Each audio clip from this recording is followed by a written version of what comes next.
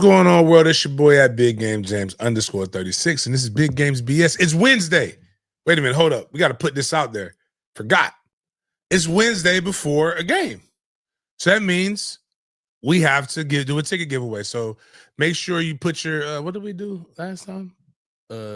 Raise your hand. MFTK. Oh, MFTK. Put an hashtag MFTK in the chat if you're looking for tickets. Now, for those of you who are going to be watching this from other venues, whether it be Facebook, whether it be Twitter, I don't care about your tweets. And those, I need you to do that MFTK in the chat. So I forgot about that. We'll put a banner up. We will talk about that numerous times. So we're giving away a pair of free tickets. We will also be we also have a special guest coming on at 10. It's supposed to be put YK. Yeah, but you got to take that because that could be really misconstrued. What happened? Because you put MFYK. Oh. That could be man, fuck young kids. And we don't want that. Because our people are like, there's some guys who don't like it who have been accused of liking younger people. And so they take it as a challenge or a command. they forget the one guy who was with Tribe or whatever that this guy BB. Apparently he lost one of his coaching jobs because he liked talking to young girls. And I'm like, you got to put the comma, son. You can't go, it's not man fuck them kids, it's man fuck them kids. Like, just, but if you put MFYK, that's man fuck young kids. Whoa, what are we doing here? I'm typing it very slowly. Yeah, you got to make sure you got to proof check that, spell check that shit. But anyways, we're giving away those 10 o'clock. We have a special guest that will be coming on. I'm pumped about it. I hope this is he's not that type of guy.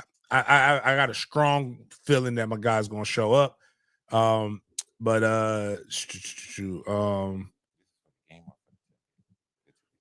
This is just tickets. We're not doing the tailgate for East Texas A&M.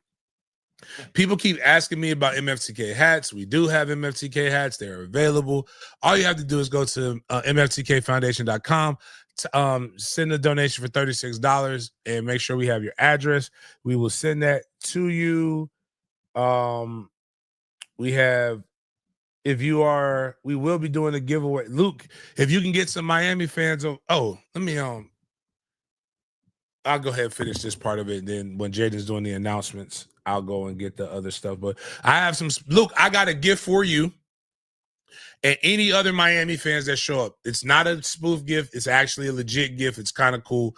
You'll like it from my time going there. And I will be going down to the Miami-Louisville game. I believe it's October 18th. It's on a Friday, but I'll be going to check that out. Real quick announcement. I know everybody know. Freaky thing. So for Saturday, I was getting ready to leave. So my boy Dev will be listening to this, who gave me a ride to Tallahassee. Shout out to Dev for giving me a ride to Tallahassee and packing the waters for the tailgate. That was kudos to you. Shoot. So my truck wouldn't go. That's why I have a rental car. I have a Kia. Kia and Honda, like the cars that nobody used to want, doing a really good job. Yeah. Like with the car, like Kia, kind of futuristic. It's just I went from driving a big ass truck to basically driving a Corolla. It's a little tight in there, but my car wouldn't drive. And I was like, everybody was telling me that that was just your grandmother. She didn't want you to drive back from Tallahassee alone with that heavy heart. And I'm like, man, y'all get that voodoo mumbo jumbo shit the fuck out of here, man. I don't know what's going on, but I'm starting to believe it now. Oh, yeah. Man, I went right over there and my truck cranked right the fuck up. And I said, you know what? Like, I'm talking about when I cranked it up on Friday. Friday it drove perfect. Saturday, I cranked that thing, like it was a few hours later. And I'm talking about, I ain't never seen the things pop up on that screen. I didn't even know that the kid was just like, boom, you need to go see a mechanic. I think that's what that bitch said. And then it just like, it said no traction. So I was trying to drive. I Googled it. It is a real problem, right? Man, that shit cranked up and I just drove one little lap around the neighborhood. Ain't a goddamn, there ain't shit wrong with my truck. Now I'm out. Now what I'm gonna do now, Grandma? I'm out $193 fucking dollars with a rental. Like you cost me, woman, you cost me money. If y'all telling me my grandmother did that shit, tell my grandmama she cost me $200. I don't like that. But I still think that was kind of funny. That was kind of cool. So I felt the need to share that with you. MFTK Wednesday is giveaways. Make sure if you're on the YouTube, make sure you jam the like button. If you want a pair of tickets, we're gonna do it at the end of the show. You must be present to get it. Then you don't be like my guy V. Don't be like my guy V. V missed the opportunity. And we got and then the other girl, she brought a boyfriend, dog. She did it. She bought a boyfriend and he bought a ticket to the tailgate. Oh wow, that's fire. Man, that's a bold man. That's that girl. You can tell that girl don't listen to the show. Cause I saw that I had, when she inboxed, I had to check out the media. Just for the, just to talk, like she's new to the show. We want to see her. I didn't see her at the tailgate. She wasn't a bad looking girl. She won the tickets and she drove up from Miami to spend time with her boo. And I'm like, you know what? It warmed my cold heart. Like, cause that's what I'm talking. So it's 3, 4. It's, the women who in this chat aren't. When I'm talking about women in relationship, we ain't talking about y'all. Cause the new age girl would have been like, you can't buy no Alabama ticket. I need a man who got it like that. Oh, brokey. Nah, she went in that bitch. She came in and just said, put my name in the hat. Won it. And then the first thing she there wasn't no bullshit. She told me that this is what she was going to do for him. I was like, yo, Londa B came out there, dog. Hey, I'm just going to say, there's a picture of Londa in the tail. We got the link up. Got pictures. Don't let the dreads fool you. Londa came out there with a man too. No disrespect to my brother. Londa was out there yammed up. Was hanging out. I was like, okay, Londa. I was like, I see you, homie. But again, Londa lead with her dude. She talk about her dude. I was like, damn, okay, all right. Shout out to my nigga Londa. I was like, it was cool, man. It was good seeing y'all. I can't wait to see you guys at the Miami tailgate. The Miami tailgate links are up.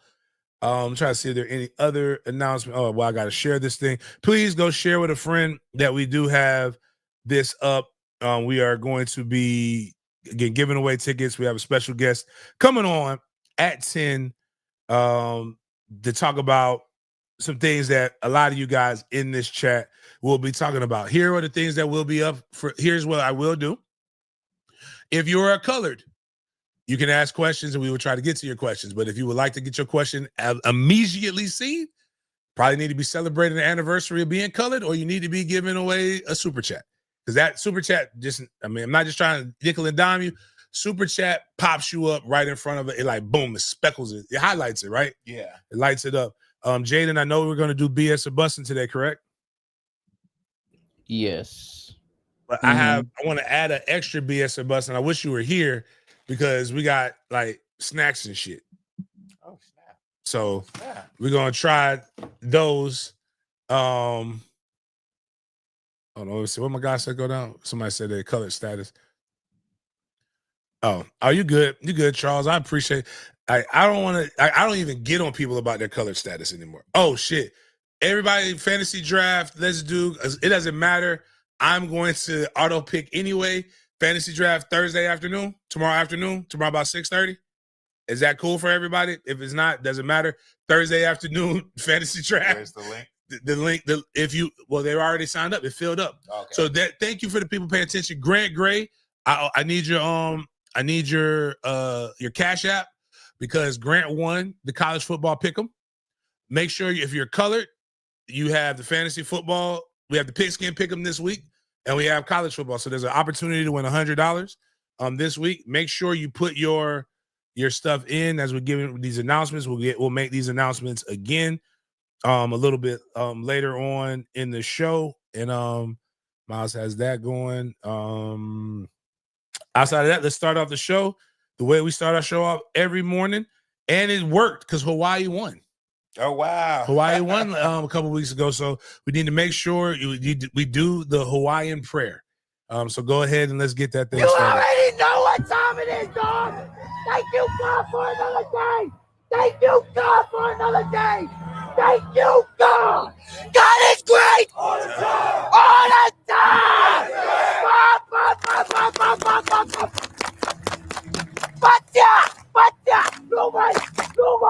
Nobody wanna thank you, God. Thank you, God.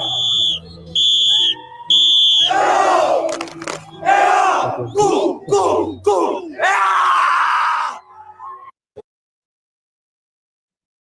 All right, Jaden, what we got for today? All right, welcome everybody. Good morning, and welcome to another edition of Big Games B.S. here on Wednesday, September 3rd. This is your first time here at the show. It's called Big Games B.S. because we bring the good, the bad, and the BS of the sports world to your screen, eyes, and ears. So first, we have our MFTK segment that will kick off the show.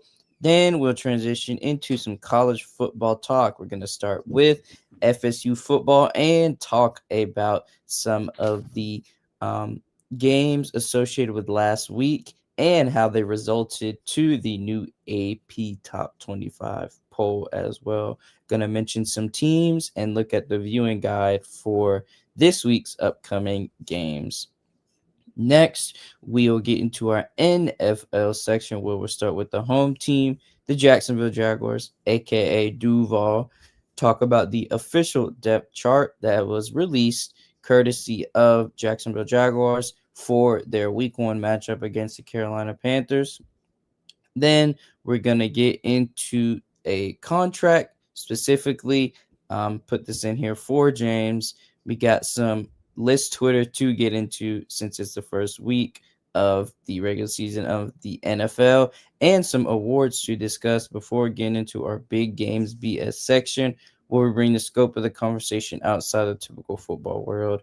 We have our BS or Bustin' Food segment and some other popular culture news to discuss as well. But first things first, we have another video courtesy of James's account from RG36. Hold on 1 second. Before we get into that, I just want to show Luke what I got him from the Miami game. And if we get Luke, if you can get me some Miami fans in here, you know, one, I've learned this. The people cap, right? People are like big cappuccinos. So every Miami one, we're gonna talk about. We got one day we'll talk about the different experiences with the tailgates. Miami fans are nowhere near as hood as they want us to claim. It is definitely a wine and cheese type of tailgate crowd. Like they're not getting active. It's not a college campus crowd. Right. Oh, it's Londa's anniversary. Happy anniversary, Londa. But I was in the suites, like, you know, because I'm, you know, like Visa. I'm everywhere you want to be. But this is what I'm giving away. So this was what they were having in there. I have no reason to own these caps. So boom, right there. 2 of them are going to one of my coaches and his daughter, but I got 3 of these caps. Well, 2 technically, because Luke gets 1. But if you want a hat, join the chat. If you want a hat, join the chat. Make sure you jam the like button, subscribe. It's money over here in Did Media Group. We actually do things the right way. So hey man, it's a good sign when the person that the guest you're bringing on texts you to make sure the link was sent. I'm about to send him another one, man. I feel great about it. I feel important. Like he's actually like, dog, I have his text. I have his cell phone number. Hey, this that best. Should I ask him for the job? For his job? No, fuck no. He's good at his job. Oh, I'm like, I want to ask him what it takes for me to get hired on. To be a Jacksonville scout? Yeah, I don't want to work. I just want to work. I mean, I don't know how they haven't done that already. It's literally all right there. I mean, yeah, it's legit. Like I'm there. I'm like, guys, like, you know, just put the money on the table. Right. Got out this whole the biggest city in the country. And right now I got it all the way to class of 2031. I got their quarterback right here. Jaden, go ahead, show him the spins.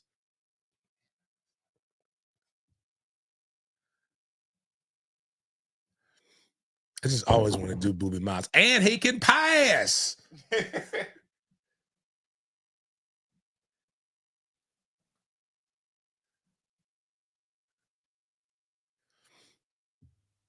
They just be beating teams' ass, man. So like his coach, like he was tripping a little bit. He kept scrambling because he was worried about the pressure. I said, man, go, let's see if we can see the person. Pause it in the beginning. Like I said, Trey, that boy can't grab you, dog. Like if he's coming, just step to the side. Just stood in the face, no fear. Look at that extension. Look at the step. Look at the follow through. Oh, proud papa moment. Proud papa moment. Oh, hold up. Hey, I gotta send it to Denny. Oh, you know what? I wonder if I gotta get Q. Hey, I gotta get Quincy I gotta get my guy. I gotta get some. I'm shocked. I ain't getting no. Like I'm being a dad. I'm being a bad dad. Like he's over here asking me like, Dad, man, what can I have done better, man? I don't know. Shit, you scored a touchdown. That's what you're supposed to do, right? Let me ask Q to cue this up. Like Q, can you tell my son like what could we have done better? We out here just he little Trey Castellanos right there. I gotta get Trey. I'm gonna make him do his big Trey's take. So we're gonna make sure we get my son. He ain't done a take when them boys started losing. He's like, Dad, I don't talk about losers. But like we gotta get my baby boy on. Damn, I didn't even know that thing posted to Twitter, man. It took so long. All right, but yeah, I'm big proud dad moment. 7-on-7 season's right around the corner. Y'all gonna make sure y'all need to follow at MFTK 7-on-7 and check out a lot of the different things because we will be broadcasting some of those games. Them kids gonna get all kinds of exposure. I'm in the clip. Mama on the camera was on the camera, so but yeah, proud dad. I was mad because I shot every other clip. And then when I stop shooting, then he does this. That's always what happens. All right, we have some FSU talk to get into before we have our special guest. So we're just going to do a brief overview of the recent news surrounding FSU, but more specifically FSU football. So courtesy of the ACC, we have an award to discuss with an offensive lineman. So huge congratulations to Luke Pettibon after receiving the ACC Offensive Lineman of the Week award for his Week 1 matchup against Alabama. So huge shout out to Mr. Luke Pettibon for doing his thing. And then we also have to shout out Coach Mike Norvell. So he received the first Paul Bear Bryant National Coach of the Week of the 2025 season award for their victory against Alabama. So you got That's two. ironic. Beat Alabama, you get. Is that what they give you when you beat Bama? It looks like it in this case, but very ironic that he did get the Paul Bear Bryant Coach of the Week award. Paul Bear Bryant, one of the least talked about figures in civil rights. I got to make sure you remember, we would not be having these conversations if it wasn't for Paul Bear Bryant understanding that he needed some colors to get out there, some negros to get out there on that field to consistently win. Like he went out there and made all of this stuff happen. They will not, if Paul Bear Bryant's family, if they won't tell your story, I will tell your story because I can deduce and I know, I understand why. You might have said some wild shit, but it was the time period. But you are that guy, and who better? Because again, remember, the Pepperidge Farm remembers FSU fans. Now, Mike got caught in a little lie. It wasn't a lie; it was an embellish. Remember when Mike said, "I called all my players in personally after the George Floyd thing," and then my guy hit him with the wallow. What was I? You didn't hit me up. Like ain't nobody talking to me. But Mike was out there marching with our guys. Even Nick Saban, and the people, matter of fact, the guy who made the spears is why I won't buy a spear from him. He was like, Mike out here doing this and blah, blah, blah. What about Chicago and all this other shit? Mike was out there, man. And Mike knew where his bread, the good coaches know where their bread is buttered. The last thing I'm going to do, if this was lacrosse and somebody messed with some kind of rich stock exchange thing, you know what I'm doing? I'm gonna go out there and march with the lacrosse boys. My black ass would be out there doing all kinds of shit. If the Black Panthers bombed a school like full of lacrosse kids, I'm gonna go out there. Mike did what was necessary in order to make sure. I don't know if you guys have realized this or not, but when you looked on that football field, when they do the little blackout, like after we score a touchdown, you only see like 5 players. So, but kudos to my dog Mike. I love it. I actually got a chance. I was there, got a chance to hug my guy. I told him, man, you deserve this, man. You earned this shit. I loved it, dog. I was all this stuff. But remember, as B-Mac said, smell the perfume. Don't drink it. It's poisonous. That's what I'm saying. Like, it was like right now they're perfuming you with praise is perfume. Don't drink the praise because it's poison. For real. They're really just backtracking, trying to spin cycle for all their false one dude put up there like Florida State, like Tommy, they haven't had this much sauce since 2013. Said, bitch, they were undefeated in 20. Like, what are you talking about? Like I hate you people. We just had Jared Verse. Yeah, Jared Verse is definitely and Brady and Bubba Sparks. Jared Verse and Bubba Sparks, because that's what Brady Fist reminds me of. I was out here with a pocket full of stones. Oh, it showed you I was out this thing. I got that Bama rock, got that re-rock, that Bama rock. Oh my gosh. Okay. I thought that was that weed for a second. You thought it was the weed? No.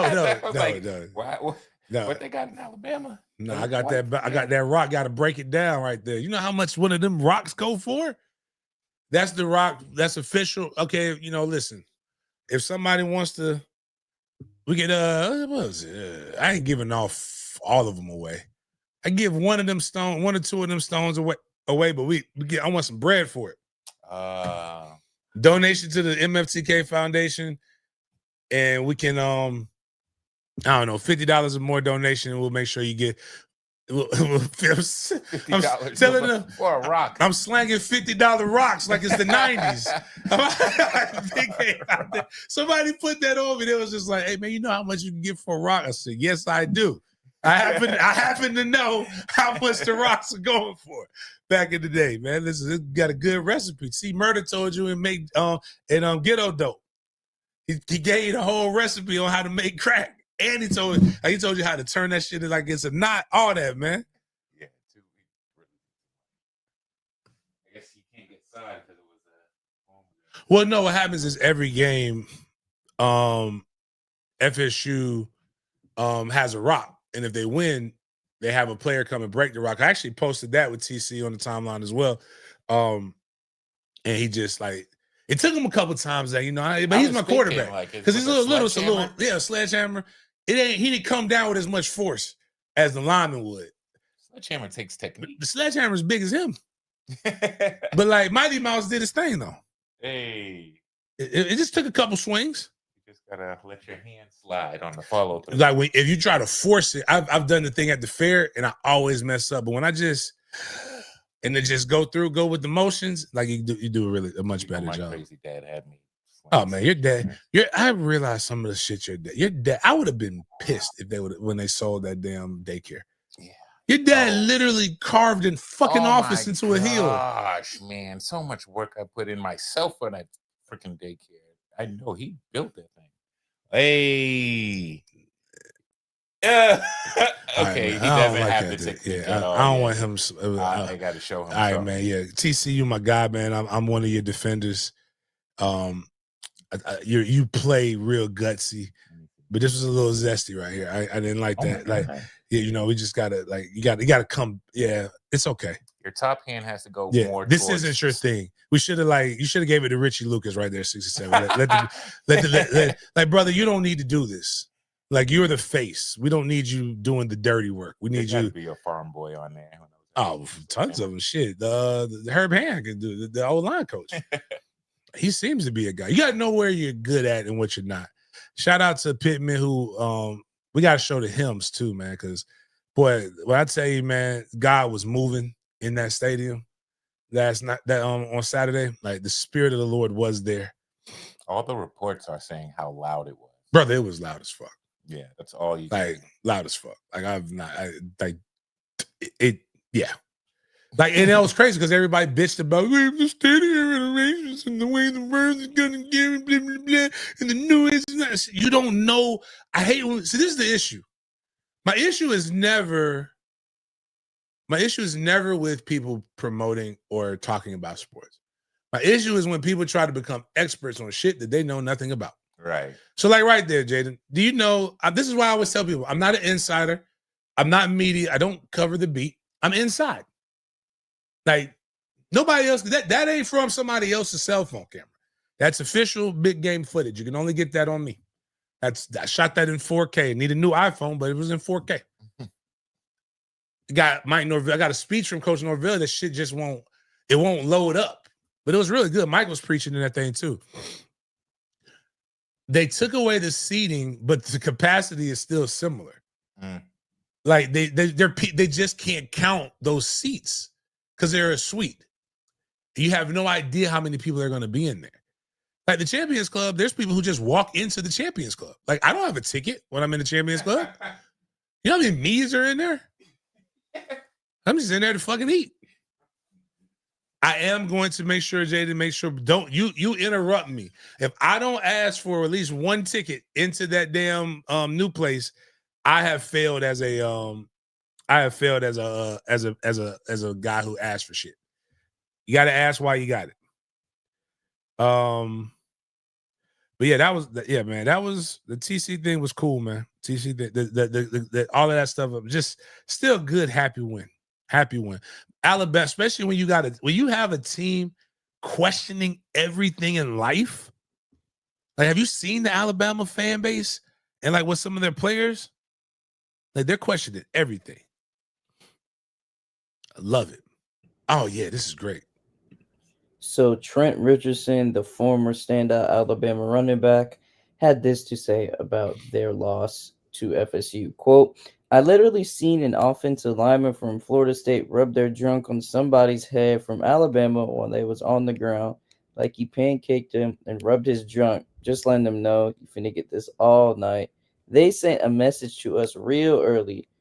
And he also said, quote, after that, I didn't see that Alabama guy no more. Ain't gonna call him out, but I ain't seen that guy no more. You know who he is. Turn the film on. I ain't seen him no more. Then we have a video.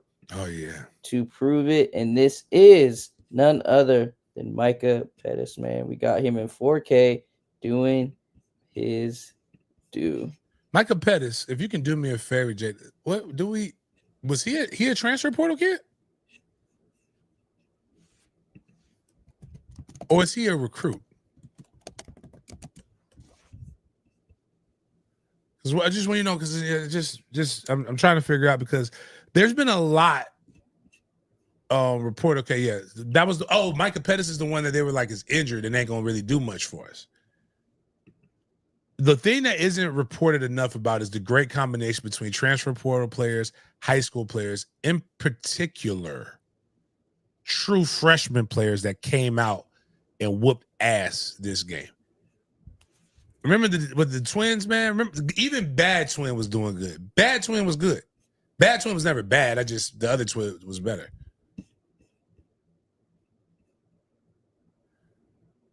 But yeah, man, it's you can eat all this. Win is just great. I love this stuff right here, man. You can again, what did the Alabama guy say? The disrespect will be checked or some shit like that, or we'll handle disrespect, because it looked like the only thing I could say from this. And Jaden, you were there at that church service with me in Jacksonville a couple Saturdays ago. There's a song by the minister, the Bishop J. Wayne Jenkins, from early on in his ministry, called Bang. And in that sermon, he said, disrespect, we gonna take it there. We ain't fighting fair. You better holler at your partners. Like, we look like we took the disrespect all the way there. Because, like, disrespect, we gonna take it there. I love a good old fashioned disrespect. when you can back it up. Again, I was taught very early and often by Carmen Angela Adams that you can get away with anything you want to get away with if you're willing to deal with the consequences. And boy, when I tell you we were some disrespectful jerks, on that football field, and that's the way the Lord intended this game to be played.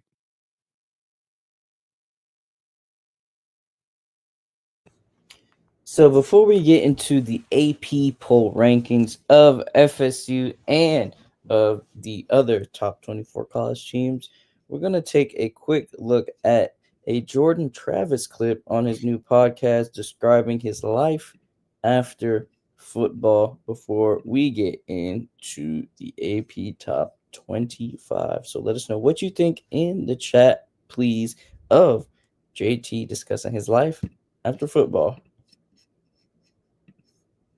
The past few months have been tough. I mean, waking up every day and not having a purpose or not knowing what your purpose is. And that's been one of the hardest things for me, because you go from being Jordan, the quarterback, to Jordan, what am I? I've gotten so big into my faith and my relationship with Jesus Christ. And I think that's been the biggest thing for me, is being able to find my purpose, bro. And I'm probably gonna get some tears in my eyes, because like my life has changed over the past 7 months, going through anxiety and having depression and finding about all that stuff, like dealing with this stuff, and like being able to have people there for you. My girlfriend's there for me all the time, having you guys there for me. And it's been a blessing. But like, I feel like we take it for granted, the little things. Like I wrote in my journal today, is like, we wake up and either sad about what we don't have. There's someone out there right now that's waking up just glad to open their eyes. I can use my feet and walk. I have my hands. I got my eyes. I can breathe. I can see. I can hear. And we're blessed if we just wake up every single day. And that's been the biggest thing for me, is through this journey, there's been a lot of ups and downs early on in my career. Obviously, all the stuff that went down, the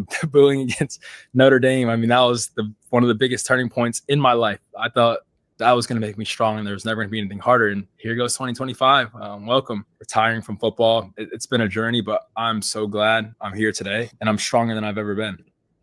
Yeah, Jay Trav is an amazing kid. I saw him at the game. I told him I got to get him on the show. I'll see. I should ask Bert Krishner to get on the show. But nah, Jay Trav is I absolutely love watching his experience. I think he's gonna do phenomenal. I think his podcast is gonna be a little bit different than some of the ones where you just, because I think it's gonna be like him, because both him and his brother are very accomplished. Devo is very accomplished as well. I really very, very, very humble, down to earth athletes and Jay Trav would be considered one of those. Obviously not Mount Rushmore. I think if he didn't get hurt and they didn't take the playoffs away from Florida State, I think maybe he would have been able to be considered on that. But he's definitely in that second tier, because I mean, if DeAndre Francois is getting love that he's getting right now, and there's no disrespect to DeAndre, he's definitely better than DeAndre Francois from a career perspective. But yeah, this Jared, I told him curse the CW network. Everybody got fucked up when they played on the CW. I don't think we're on the CW as of right now, so thank God for that. Nobody wants to be playing next to Gilmore Girls. Like, that's just not right. We gotta make sure my guy. Oh, I tell you, the guy who does the little the breakdown channel guide for us. He put an updated one up there, and he said he'll come on the show if we want him to come on the show. Oh, bad. So yeah, I want the TV guy, football guy, to come on the show. Do Big Game Boomer. Definitely. Yep. I still remember when Big Game Boomer, like, I don't really see his stuff as much anymore. I used to see him on ESPN. People used to be taking his stuff. You know who is doing Big Game Boomer type stuff? My guy Big Nose. Oh yeah? Big Nose has just got every week. Big Nose and CJ keep getting on somebody's radar, man. Like, and I'll post some real genuine good shit and get like 3,000 views. I'll post the same shit. It's like hundreds of thousands. It's the algorithm don't like me. I gotta look and see what he's doing. Big No just causing trouble. Saying random shit. CJ's a combination of all of that. So before we get into FSU's ranking and the AP Top 25, let's take a look at a Monday night, not NFL, but college football game that happened between TCU and UNC.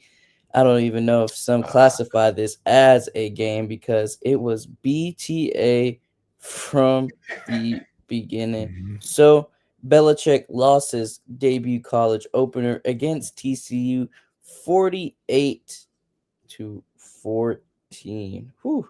Ironically, that's the age that that's not even the age when Belichick met his girlfriend. That's still 2 years. That's still not enough years between them. I think it's 75 and 25 is what that's crazy. They accumulated a 34-point spread over the Tar Heels. So let's get into the statistics, shall we? So let's take a look at the box score. Max Johnson for UNC went 9 for 11, going 100 and throwing 103 yards with an average of 9.4 yards and 1 touchdown. But Gio Lopez was 4 for 10, 69 yards, and had an average of 6.9 yards. Josh Hoover for TCU went 27-36, threw for 284 yards with 2 touchdowns and 1 interception. Kavorian Barnes did his thing on the rushing end, going 11 for 113 yards, an average of 10.3 yards. And then you got Jordan Dwyer, who accumulated 9 receptions and 136 yards with 1 touchdown as well, which makes an average of 15.1 yards per reception. A lot of people wanted the North Carolina backup to get more reps in the game, because once he got in, the wheels started to turn more, and he started to get as much completions as Gio Lopez. So maybe that's an adjustment Belichick can do. And so let's get into the team stats. TCU had 542 total yards of offense compared to UNC's 222, a 320 yard difference. TCU had 284 passing yards compared to UNC's 172. UNC only had 50 rushing yards in this entire game. TCU had 5 penalties for 58 yards, while UNC only had 3 for 25, but they had 3 turnovers, 2 fumbles lost, 1 interception, and the top difference was around 5 minutes, James. So, ACC, Bill Belichick's first debut, off to a rude awakening, man. Yeah, he excuse me. Yeah, he tough. Like you have to. We're about to see the same thing in Colorado happening. At a certain point, you either got to come in with some tools to revamp it, or you have to like coach. I deal with this in high school, right? We got cats, and we're making the right football move, but it's wrong because in high school, like you're on the highest level, it's actually easier to coach a team that's really coach against a team that's really good than a team that doesn't have the same amount of skill set as you, because those guys you can kind of calculate what they're going to do more. Whereas a guy who's trash, you have no fucking idea. Like I used to tell my running backs, it's like, stop making all those moves. They're still adjusting to the first move you made. So like, just run by. Like a lot of times, you just run by guys. Bill Belichick probably had TCU broken down to the T's, to the cross on the T, like everything about it. But you can play cat ball to a certain extent. My cats are better than your cats. Right. But this goes into the whole social. Can we just and we'll get into some NIL talk as well when we get our guest on. North Carolina hired a general manager. They're paying players. They're getting this guy. They're getting that guy. Such and such, getting this. Why aren't we doing it the way that you're asking? Why aren't we doing it the way that guys who are not proven in college are doing it? And I'm telling you, that's some pacified punk ass shit. Bill Belichick is an NFL coach. He is not a college coach, and no matter how many times I tell you guys, as a guy who literally has played in it and covers the NFL, it's the same game, but it's the same sport, 2 different games. Two completely different games. Now, the one consistent through all of it, as I tell you guys, matter of fact, Jay, can we pull up can we pull up the box score again? There's a very specific thing I want to look for. We only scored 14 points. You know what that means? That means they got some good D put on them. Now, I just need to know if it was a lot of top. Like, we need time of possession. Go team stats. How much top? North Carolina actually had more top. Oh, no, TCU had more top. TCU, 4 minutes more top or 5 minutes more top. I thought it would have been more, actually. Well, that third quarter was hell for them. Good D. I'm saying good D and some top is going to put you in a successful place more often than not. Let's not forget how abysmal North Carolina was last year. On top of the fact, Bill Belichick, I don't believe, came in here with the proper reverence for recruiting. He didn't. Yeah. It's the same thing with, again, that's what I said, Colorado going to deal with the same thing. You have to be, if you're not it, you have to have guys who live to recruit. Who live for it. Like, I mean, it is like you have to be around. You got to talk to these guys. Like, right when the game is over, you got to be spending time. You got to be spending time with the recruits that came to see you. Facts. And you got to be in the transfer portal. You got to be looking at guys. Do I think he can get it correct? Absolutely. If he was 70, he's 70 fucking 5. Like, every year, he got a young broad. Tell him to give him the same advice I gave my Uncle Gordon when he was chasing your guy sister. What's the dark skin? Yeah. Like, you can't have cigarettes and chase young women. Bro, you can't chase young women and try to coach college football, dog. Because unless you're using her as bait. You need someone to handle the recruiting part, like you said. That's what he's supposed to. But, like, right now, all he's going to do is get everybody fired, including his son.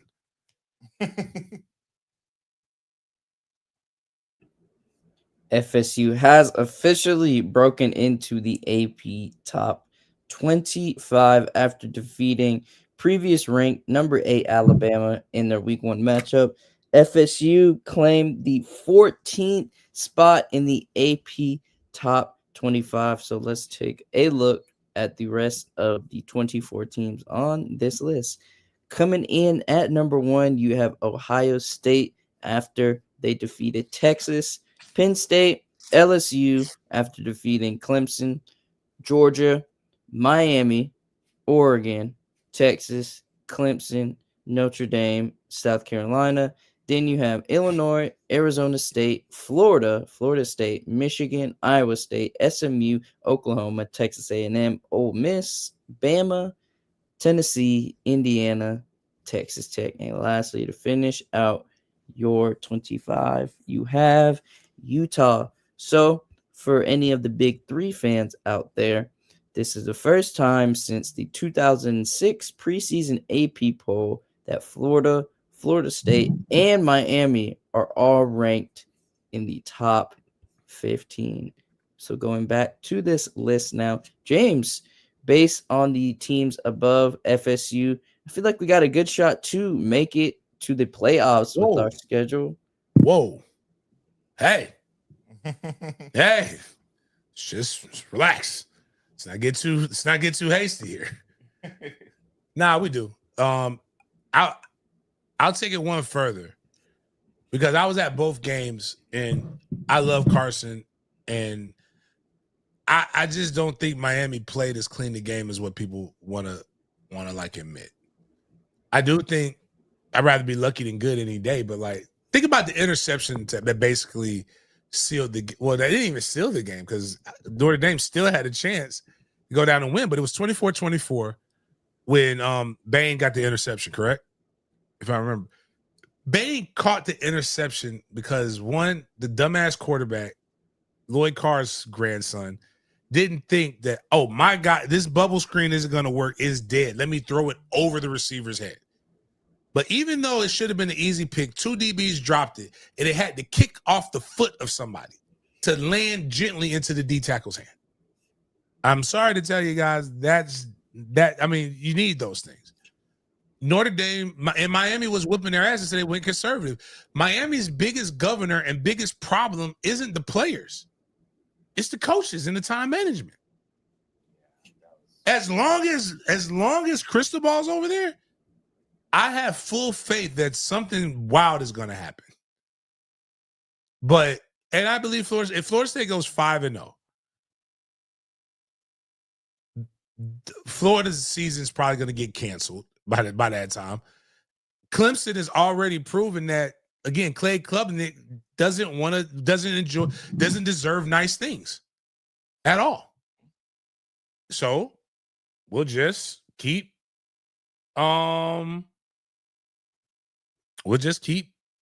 plugging along. But you're not wrong, Jaden. I'm saying all that to say you're not wrong. The scariest games for me aren't if we play Virginia and we go out there and we mud stomp Virginia, I'm going to change my entire mind, because those are the games that are weird. Friday nights, that's not the Northeast, but like that little area right there is kind of weird. Like, it reminds me of Sleepy Hollow for some reason. Do y'all know? Anybody know about Ichabod Crane and all that? Yeah. Did y'all? I mean, I don't know. We got young people. I don't know what's going on these days. Like, they don't read and do this shit no more. But basically, it reminds me of Halloween Horror Nights at night. It's foggy. It's weird. It's quaint. That's my area. It's like, it just feels like something. If something fucked up can happen, it's gonna happen. And I don't like it. I don't like it. But if we could get over that, because I've played in Richmond. I think that's not Richmond, excuse me, Charlottesville. You fly into Richmond and we stay in Richmond. First time I ever went to Doubletree Hotel was when we played Virginia UVA on a Thursday night. And I've also gone to Raleigh, where North Carolina State plays, in just very weird places, and I don't like them.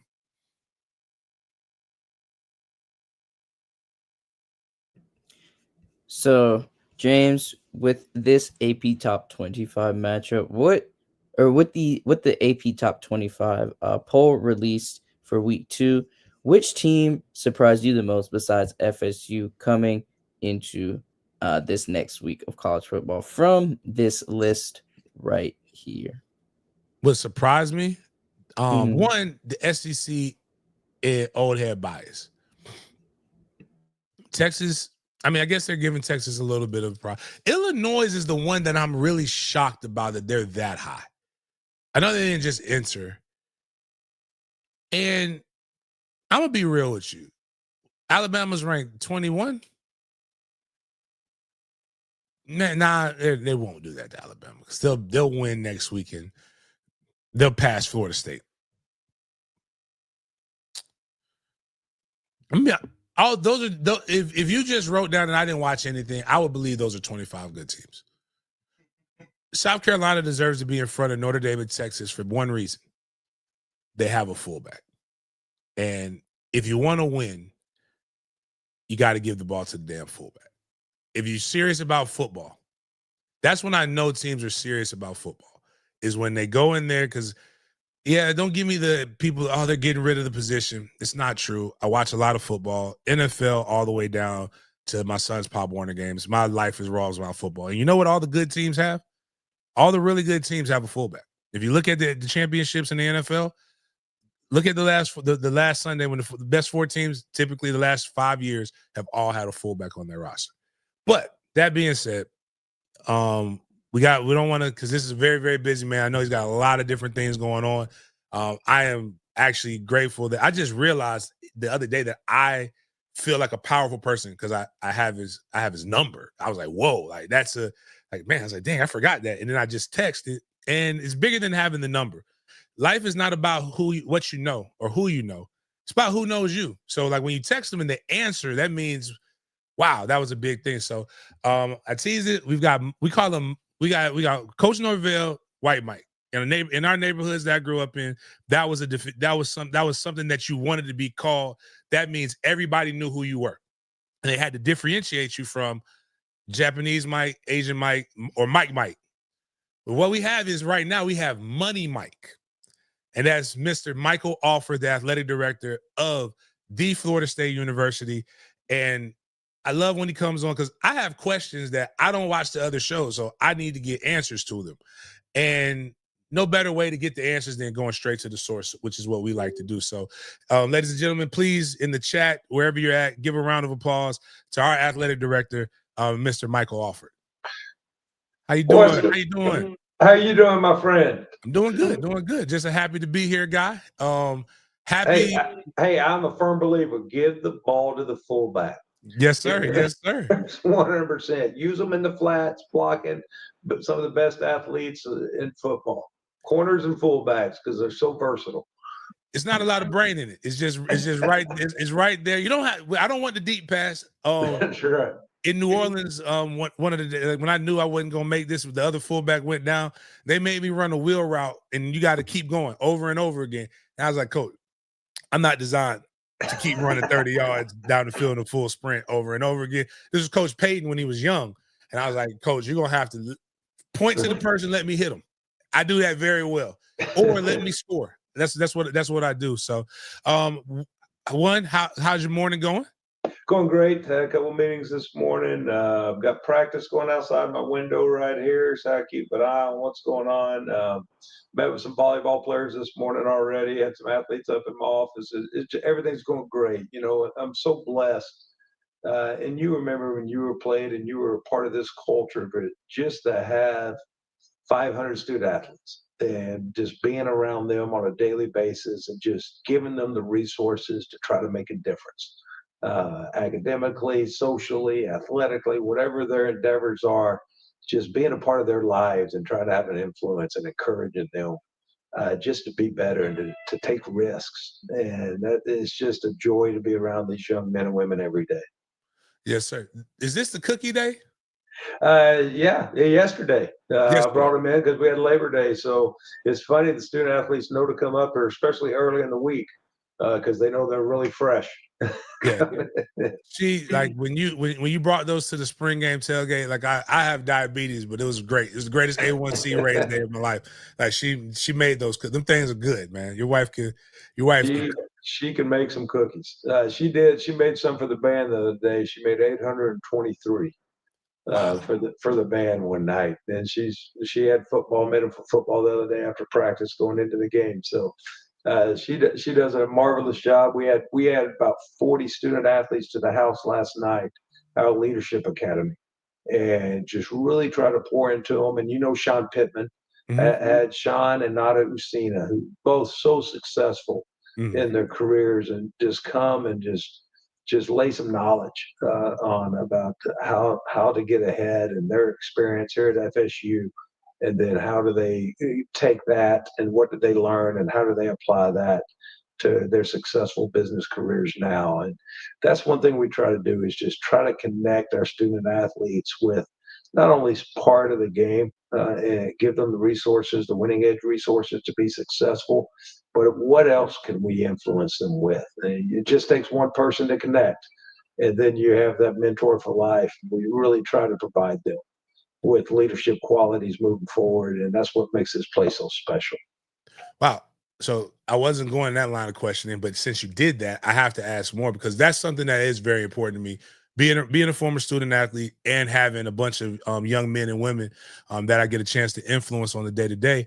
What are some of the things that like that? Because I was a part of SAC, Student Athletic Advisory Council, and I got a chance to meet a lot of boosters. And just early on, I was like, if this guy has enough money to be able to boost, he got enough money to hire me. Like so let me get to know this person. But what are some other interesting things that athletics in the university do for student athletes? Because 99% of student athletes will go pro in something other than their sport. What are some other things? That Leadership Academy sounded very interesting, but what are some other things that people just don't know that you guys do for student athletes? Well, yeah, the Leadership Academy is something I started when I got here. All freshmen go through it, and we bring in people, CEOs of businesses to help influence. We have the tribe come in. It's very important to me that as a student athlete here, you understand the tribal customs and you understand the unique partnership we have with the tribe. So they come in and educate on the tribal customs and, how it means something different to be a Seminole. It's just different. And we have a responsibility to carry to a higher standard of carrying that name across our chest. And then we have something called emerging leaders. And that's voted on. So that's typically your sophomore, juniors. That's voted on by team captains, coaches, strength staff. And we bring in people to prepare them to be a captain one day in, let's say, a team. So I'm going to bring in the John Gordons, the Bob Bodines, the Kevin DeShazos. I'm going to spend money of investment, really, in preparing these young men and women to be that captain. And then we have what's called the director's table. And that's kind of the captains of all of our sports. And we bring in CEOs that realize life exchanges of, look, I've got a freshman who's just not buying into the culture. They've been here 3 months. What are some tricks? And it's no different than the CEO of a company going, I understand that, I have the same issue and here's what you should do. And we bring in and really invest in just great conversations, great questions last night from our student athletes of how do I get buy into the culture with the younger players that just got here and just have those impacts. But as you said, Biggie, then you get to make those connections with people who go on to influence. And so we do a lot. I'm bringing in from my connections in the NFL, we're bringing in some NFL and some meta people to talk about social influence and going to train the same group that trains all the NFL players on the responsibilities of social network and how to grow your brand the right way. They're coming in from New York because of our relationship, because of my years in the league, to talk to our student athletes about growing their brand. So we just try to provide them all the resources outside of their sport to grow and to try to get them when they graduate with that top 20 public institution degree and a championship ring on the other hand, that they're going to then go and use these life experiences to go be successful. So it's not just coming here to play a sport. We're going to invest in you to have success and have the tools for when you graduate to go be successful, much like yourself. And that's awesome. I may have to hit you. Those are the things I love to do. Like that's the stories that, again, I tell people I could talk to you all day on a board, on the grease board about football Right. and all those other different things. But what helped me at Florida State was meeting. We had Dave Hart as my athletic director most of the time. Dave's coming in for the Miami game. He and Pam are going to sit with me at the Miami game, and I'm so thrilled. Awesome. He's been a dear friend and I'll an be influence. back for that. I gotta see Dave. I haven't seen him in years. But even when I had meeting President Sandy, when I was there, and then we had guy said we had TK Weatherall, which was awesome. Just meeting guys like that and being able to learn how to talk. Guys who came from neighborhoods like me didn't get an opportunity. Not very many people came. Well, actually, Bobby, that was what was awesome. Bobby came into your hood. It was shut the whole hood down. And it was a great thing, but you don't get those opportunities very often to be able to meet people that would change your life. And playing football, I tell them why I love it. Might have cut my life a little short because I ran into people hard, but what my life could have been without football, probably wouldn't have never met some of the people I got a chance to see the world. And that's the story that I always tell people I want to tell, because that's what people don't know. They think it's just you go around, you run around in front of what's the official capacity of Doak now? Because we're gonna talk about that in a second.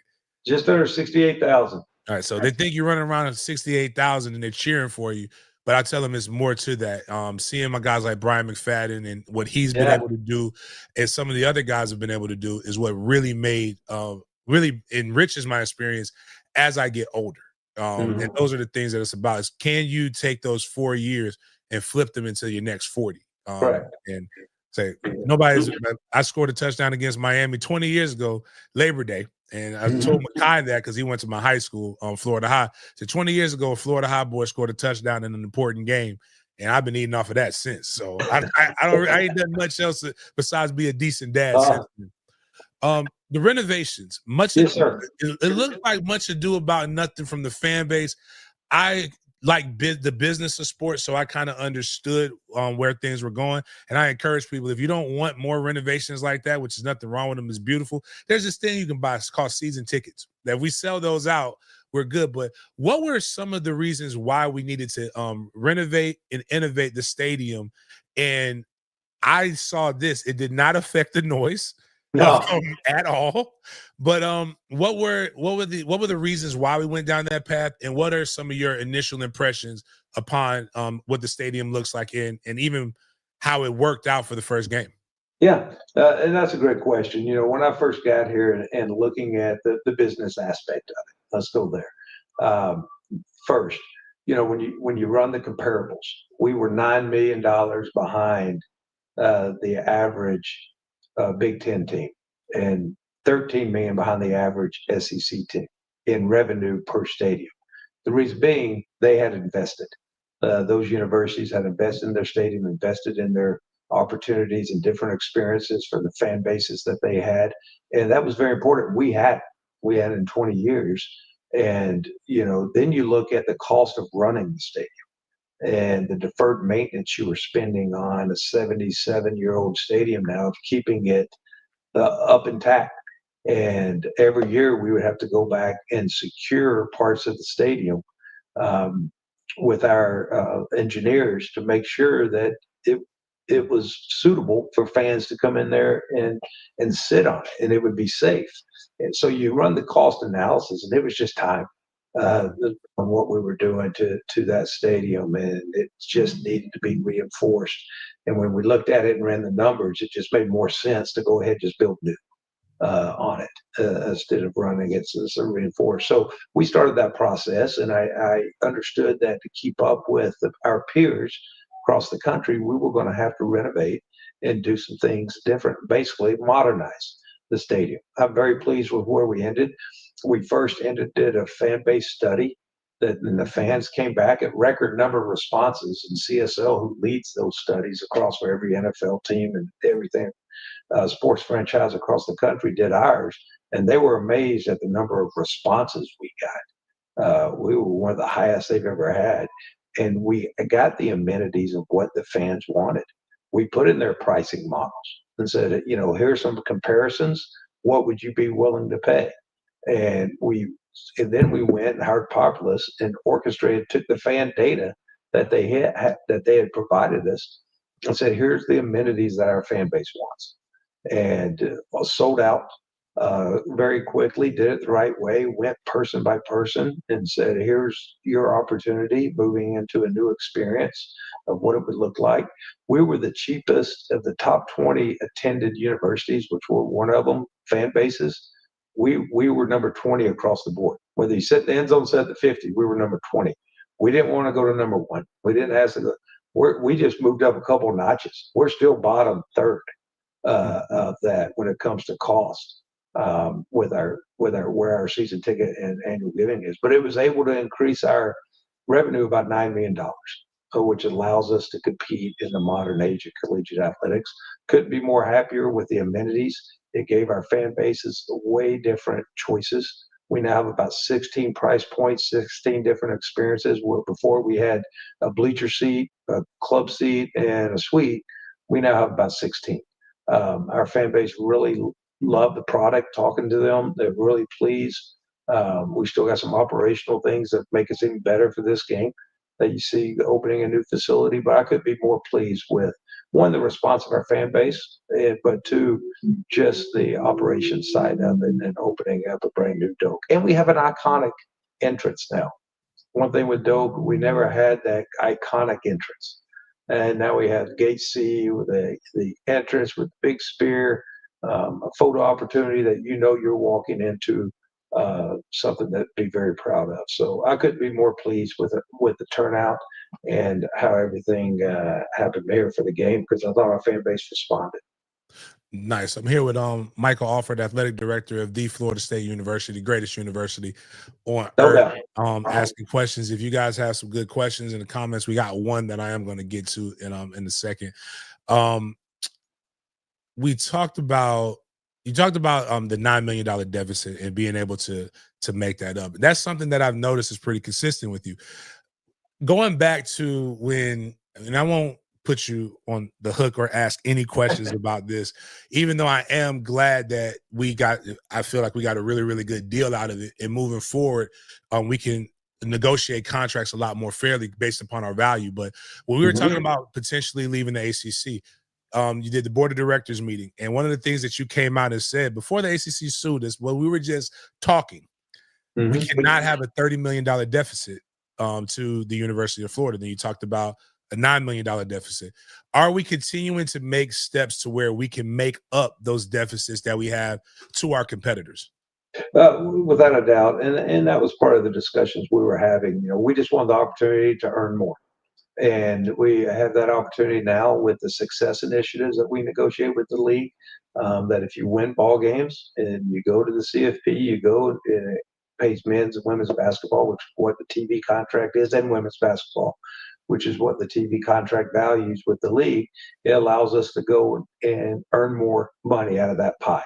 Then with the settlement with the league, they took 60% of the media dollars and put it in a bucket, and whoever draws the media value of the league can go earn it. So if you play big games, you get good ratings with the Nielsen ratings, you're able to go get a bigger piece of the pie. So if we take care of what we do, and it gives us the opportunity to cut into that deficit amongst our peers with the Big Ten and the TV and the SEC TV contracts. So now that allows us to go give resources to our student athletes and our coaches to compete at an elite level. That's all we can ask, is give us the opportunity to earn that media contract and that success initiatives, and let us go earn that differential revenue for us to reinvest it into our program. And that was the discussion. And I'm glad where it ended up, and it does provide us that opportunity to go shorten that gap a little bit with success. Taking on 2 aggressive construction events, obviously with the renovations of dope, shifting over to the football only facility. Where are we at with the football only facility? When will it be kind of official for them to be able to use all the things? And what are some of the key amenities that make that different? And why was it necessary to have that? Yeah, when you look across our peers, this is going to blow your mind, Biggie. When you look at 2012 to 2022 in the ACC, because you know how analytical I am, we invested percentage-wise dead last in the sport of football in that 10-year span. Our growth rate was dead last in investment. Everybody was passing us and investing more than us. We had to change that. There's a correlation behind success and investment in anything in life. So we had to invest. We had to catch up. We also had the least amount of square footage dedicated space to football of anyone in the conference. Wow. The ACC, not our peers right. across the country. The ACC, that had to be changed. So now with this facility, it's going to be the finest in the country. It's an investment into the future of FSU and FSU football for sure. And it is going to have the best amenities. We went toward more NFL facilities to look at what technology is in there that is going to set us apart. We would see something that someone had done, and then we said, well, we're going to do it bigger, and we're going to have more space. One thing that's in there that I can't wait to walk you through, that is totally going to separate us. Everybody I've taken through it, to BMAC and EJ through it the other day, and they were blown away. You're going to have, coming out of your position room, your running back position room is around the 55-yard, which is the length of a football field, 30 yards deep, walk-through space. But on that space is wall-to-wall video virtual reality. So we're playing Alabama. You do your walkthrough. You come out. You're looking at their defense in motion and making your checks according to what they're in place. And it's right in front of you, like you're on a real field. So you could have the whole offense out there, whole defense. Alabama goes in motion. You're running. You're making your adjustments. Quarterbacks can go look at the screen of the defenses and make their pre-snap reads. Wow. It is something that's totally different. Nobody has it. They will get it when they see what we have installed. I don't want nobody. Can we patent that? But it's I don't gonna want be nobody getting no advantage. so people have done it at a smaller scale, but not like this. Okay. It's something that's really impressive, and just the amenities of the pools. We don't even have technology of pools here with underwater cameras and treadmills and rehab pools. We don't have it, which when I first got here just blew me away. So just the technology and the scientific, or how far science has come in looking at rehab of our student athletes, we're able to install that now. So it's just going to have the modern amenities that's going to set us apart. It's going to tell our history better than any place ever about the history of Florida State football. And what I'm also really proud of, when you understand football's a small army and you move them out, of the Moore Center, it allows us to expand space for our other programs here. It allows. I don't have a swim team now working out at 5:30 a.m. because that's the only time that they can schedule to get into the weight room. It just allows more flexibility, which allows our student athletes also to have better class schedules moving forward because they can schedule them better. So it is going to have an impact across our entire department and all of our student athletes, this facility. But it's going to be something that all Seminoles should be proud of, because it is going to be a difference maker for us. Already is in our recruiting efforts. And that sounds great. I had no idea. Can't wait to walk you through it. It's going to blow your mind. Don't scare me with a good time. But we're going to move in after the Stanford game. Okay. It will be ready before that. But what we don't want to do is disrupt our practice schedules. Understood. Moving in a week of a game. So we have a bye week after Stanford. So we're going to open it up to our student athletes then. Now we may have some donor events and show it off, but it also gives us the ability to open it up kind of to the public first before our student athletes move into it. Oh, that sounds awesome. This sounds awesome. Getting into the season and some of the other different things. What does a win against Alabama do? How does that help your job? Winning always helps. There's no doubt about it. But it allows us to go out and once again share our vision of where this program's going, where this department going, where the university's going with President McCullough's leadership. It puts us on a national stage. You look at the brand value of Florida State, and a win like that is still being talked about nationally across all media outlets. So it just allows us to tell our story, get people to believe in where we're heading. We know where we're heading, but it validates it a little bit. It validates the hard work that Coach Norvell and his staffs put in. I'm out of practice. You know me. I have a relationship with the players, and through this whole process, I've been looking at our team going, we're pretty good. And then I'd hear, well, you're going to get crushed by Bama. And I'm like, unless my eyes are lying to me, I know a little ball. And we look pretty good. How good are they if that's how people are telling me? So, it validated what our belief in our student athletes, the system, Tony White's 3-3-5, I love. You saw that, how aggressive it allows our students to be. You saw it with Gus. It just validated the hard work they've put in.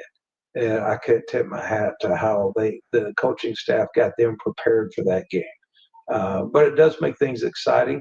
Got to win the next one. This sport, there's always somebody waiting for you, and they're on scholarship too. So you got to go out and compete. And that's something that I'm really looking forward to, the bounce back at noon, which is it's almost sold out this Saturday. We only got about 1,500 tickets left. Coming up, but it allows us to get prepared for the next opponent. Wow, just that makes sense. Obviously, like I said, obviously winning helps. Speaking of that, so a lot of different things happen.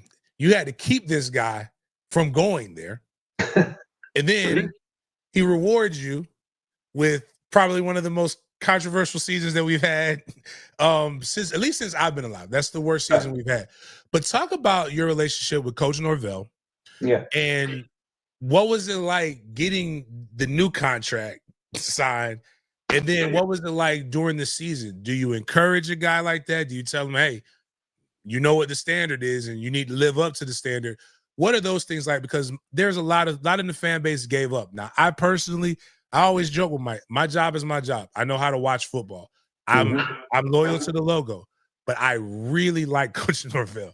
Coach Norvell I joke with him, he treats my sons like they scored 10 touchdowns, or they scored in both those end zones.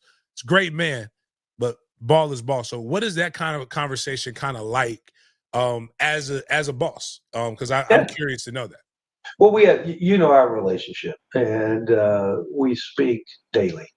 And I have such admiration for him because, and I've said it before, I have belief in his system because I see it behind closed doors. I see the care he has for the young men in this program. I see the relationships he has with the young men in this program. Sometimes it's love, sometimes it's very tough love. And but I see the kids respond. I see how he's turning young men into men within this program. A lot of people don't get to see the behind the curtain of the relationship and the structure that is within this program. He and I have a great partnership. We both have jobs to do. I respect his job more than anything. He respects my job more than anything. And the open conversations and relationships we have is very valued. It's not like that everywhere. And the mutual respect we have for each other is not like that everywhere. So, it's a daily conversation that we have. During last year. It was conversations. He had my support, and I knew what he was going through. I knew what the program was going through, and I knew that we were going to get it fixed. And how do we get it fixed? And we worked on that and had those discussions moving forward. So, it's a great partnership with the program to move it forward. My job is to provide him resources to make sure that he's getting the proper resources to compete. And then his job is to go out and do the football. I don't get into football. He'll be the first to tell you, I don't hire assistant coaches. I deal with the CEO, which is him, of that program. And that's all of my programs. Coaches will come to me if I say, I don't deal with assistant coaches. I deal with you. And there is a standard of how we're going to do things here at Florida State. And the response has just been magnificent. But that was never in doubt. I knew the plan, I knew the structure that he was doing. And so I knew we're going to have success. It was just a bump in the road. It was a challenging time. But you see the bounce back from it. You see the drive of an individual. And that's something that's really admirable in my books. Yeah, he definitely does a great job. And again, I got a chance to see him on the sideline and said, "Hey, you guys earned this," and I appreciate you guys for that. And again, when you go through hell, you should experience heaven. Once you've been able to get through it. So that's a good way to put it. One of the things that a lot of people, early on in his tenure, I told people I'm only analyzing the football. I don't get paid to like or dislike anybody. But I told him I only go based upon what people talk. So I don't listen to other shows. So my conversations with you, it's like, why would I go listen to somebody? I can just ask Mr. Alford. But I always tell, when he was interviewing me, I got this from him. The standard is the standard, and the standard is over everything. And I like it. Even every morning I wake up, I have an alarm with Mike yelling at me, "What is your standard?" From one of the videos. So great stuff. You've also got an opportunity to hire people. That's one of your jobs, is to hire and fire. Now, is it just because he's a handsome guy and he's from Florida High that you hired Link, or was it just because it seems to be working? So just so you know, if you ever guys are, I got to work from Jacksonville. I don't want to move back home to Tallahassee, but I went to Florida High. I'm medium handsome, and I kind of know a little bit what I'm doing. So I'm up there for that. But what was the hires, and how do you feel about your hires with baseball? And you got exciting alumni as well on the basketball side. So what went into those hires real quick? And what are you excited about the baseball and basketball teams moving forward? Well, one thing I do is making hires throughout my career. Son of a football coach, college athlete. My wife was a college athlete. All three of my daughters are college athletes. I understand the culture it needs to be. And we go away for about 2 weeks a year, me and a couple of staff members, and we look at every program. If I had to make a hire right now in softball, you'd look at who am I going to hire, and who might they bring with them, and then we monitor their recruiting throughout the process. Every sport. So we are prepared no matter what happens within our sports. But getting Link was, it was a deep conversation. One thing I do too is I'm very respectful. I would not talk to Link until about 48 hours when his season was over. So he made it to Omaha. I still hadn't talked to him. I was doing my search. I was talking to people, but I also told him, look, there's somebody on my list I got to talk to, but out of respect for the job he's doing at the time at Notre Dame, I'm not going to bother that. He's got a job to do. He's got to prepare those young men and those young men for the postseason. I'm not interrupting that out of respect. So I waited until he walked off that field in Omaha. Then he's got to deal with seniors, right? He's got to talk to his seniors. It's emotional. So I waited until about 48 hours after the game for our first conversation. And then I still called the AD, Jack Swarbrick, at the time, and said, Jack, I won't, not asking permission, but I'm going to call Link and let him know. But he's come in and we're going to win a national championship there. Mm-hmm. And that guy is one of the best baseball coaches I've ever been around. I played for Coach Polk at Mississippi State, who is a dear friend to this day, and I think is the greatest of all time. Link is up there. His knowledge of baseball and how he prepares his team is second to none. Luke Laux, same way. Going through that process, I was going to make sure I hired someone who I thought would take the basketball program to a different level. The game has changed. So analytical, it's going more of an NBA style across the board. So I was looking at someone who could bring that knowledge to our program. And Luke would not only be an alum, but he is so prepared for that, talking to people at the Warriors, talking to people at the Kings. And, he was going to be an NBA head coach real soon. And just getting him in here, and he loves it. His wife was from here. But also when you make a coaching hire, whether it's Coach Penske at our soccer program or Brooke Wyckoff taking over women's, let's take Luke, for example. What's so important to me, we have such a great relationship amongst our head coaches. I put it up there with anyone in the country. Our head coaches work together. They talk to each other. They attend each other's practices. They support one another. I can't bring in a coach of a program that disrupts that culture. You've got to fit us. And we do our research heavily on that. There were coaches who were more established than Luke Laux, who wanted this job bad. But I thought they might come in and disrupt the culture we have amongst our other head coaches. And Luke was as qualified as anyone. And I thought you take his basketball knowledge with his opportunity to come in and mesh with our other coaches and the culture we have here that's so special. I mean, Luke's bringing basketball players to the soccer games. I mean, he's at softball. You see coaches softball. You see Penske at football game. I mean, the culture we have and support for all of our programs amongst it is special. It's not like that everywhere. Trust me, it's not like it everywhere. And these coaches aren't in silos in their programs. They communicate, they talk to each other, and that was so important, making coaching hire, that they come in and fit our culture that we cherish so much. I'm with Michael Alford, athletic director at the Florida State University, the greatest university in the universe, not the world, the universe. I don't know what they got in Mars, but it ain't better than Florida State. I got two more questions. One of them, I normally don't do this because, just because I love talking business, and you're just I just want to talk to you more. I love the business of sport. It really motivates me. But I tell people I don't take comments that aren't on YouTube, but I got a Facebook comment. So because YouTube pays me. So but said, James, are there any athletic departments that are truly self-sufficient in the NIL era, or does everyone need outside donations and support no matter what, just to keep the lights on at this point? With college football being in an arms race and a money race, and now with the new legislation allowing for NIL collectives to be able to work with boosters and athletic departments, how is Florida State different, and where do we stand? And if we need to make that next step, what are some things that the fan base or former alums can do to continue to help Florida State not only be the best on the field, but be the best off the field?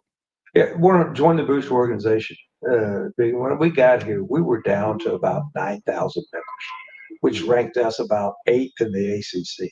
Jeez. When I first got here. And and now, I was CEO there and we grew it. And now Stephen Ponder's there and doing a great job of growing it again. But just the support, because we are a self-sufficient athletic department. But now with the changing regulations, we're going to compete and we have to compete. I'm in favor of the House settlement, 100% in favor of Deloitte, in favor of everything that we're doing, but we got to compete. So appreciative of the BOG and Chairman Collins and President McCullough and myself. I went and presented to the Board of Governors many times about changing the Florida law where the university can assist us now.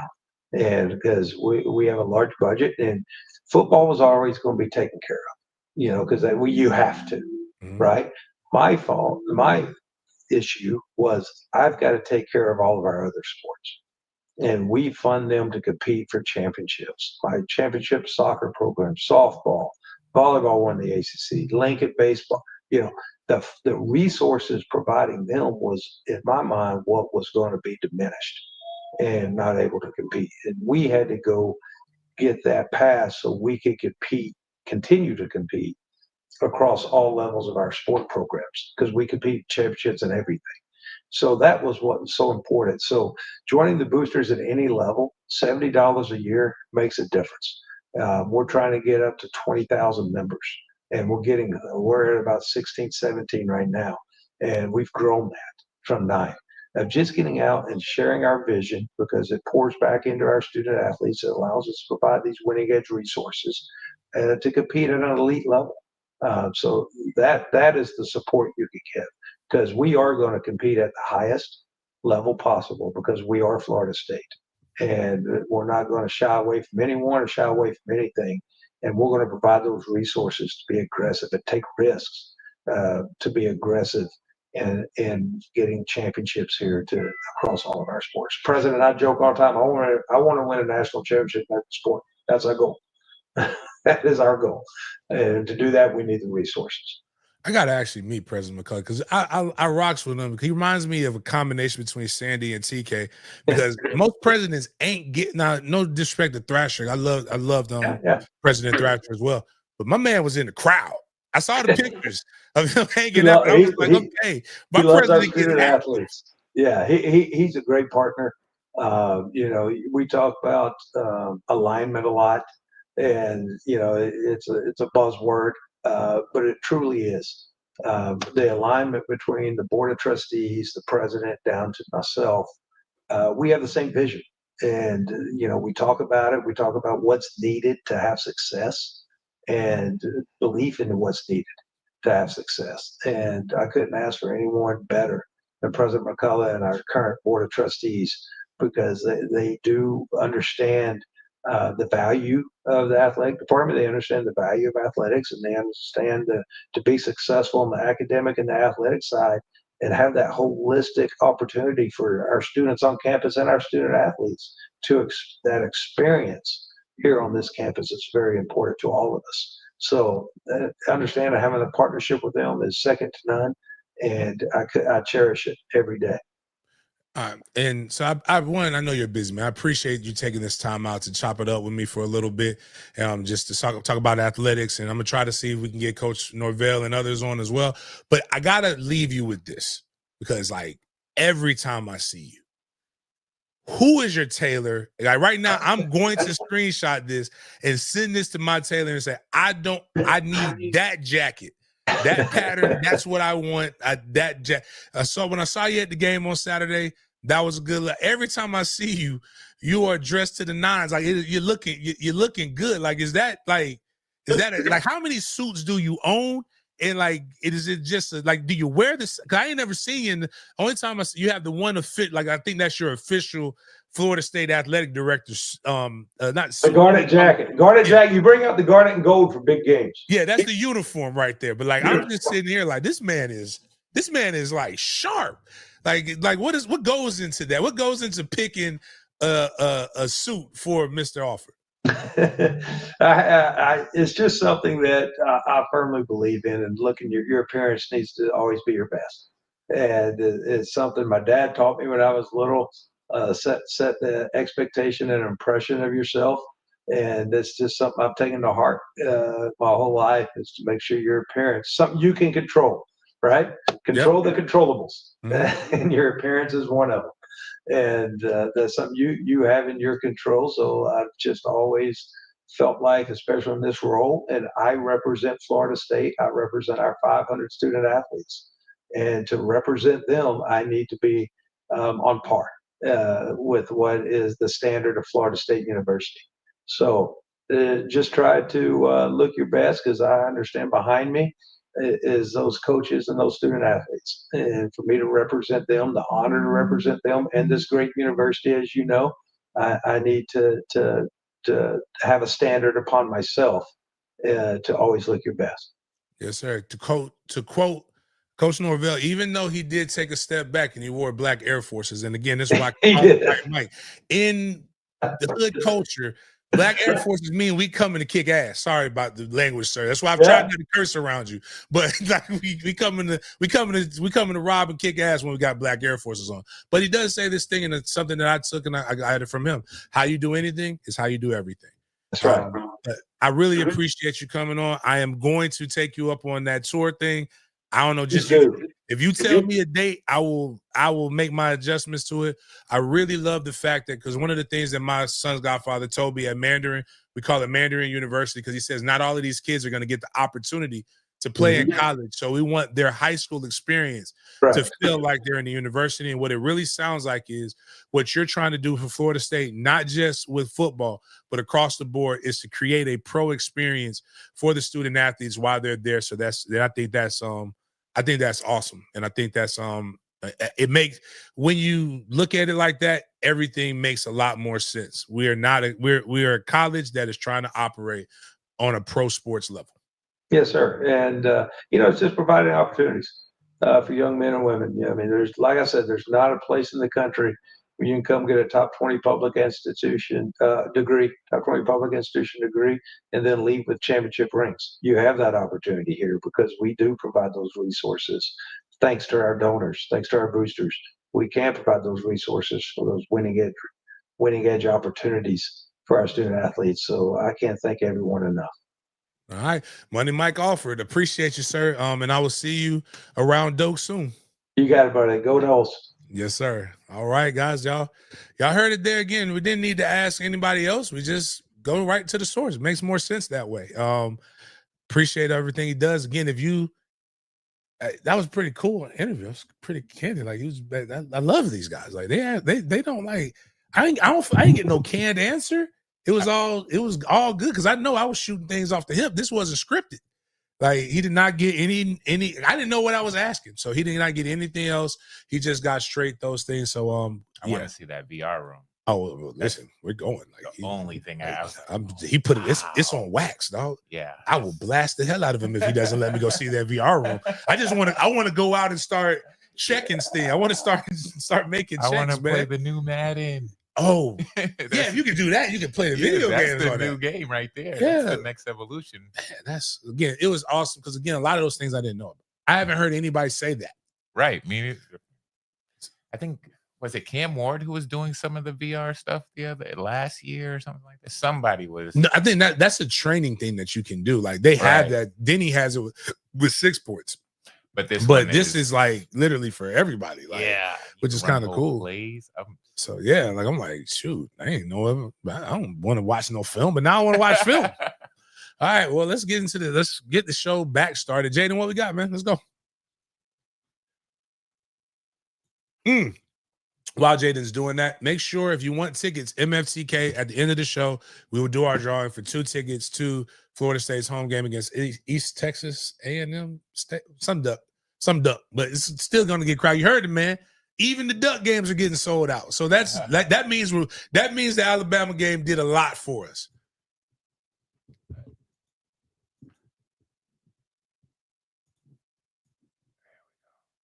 Damn, I forgot to ask if I can get entry into the goddamn shit. I need to get into that new room. I'm gonna get into them damn new seats somehow.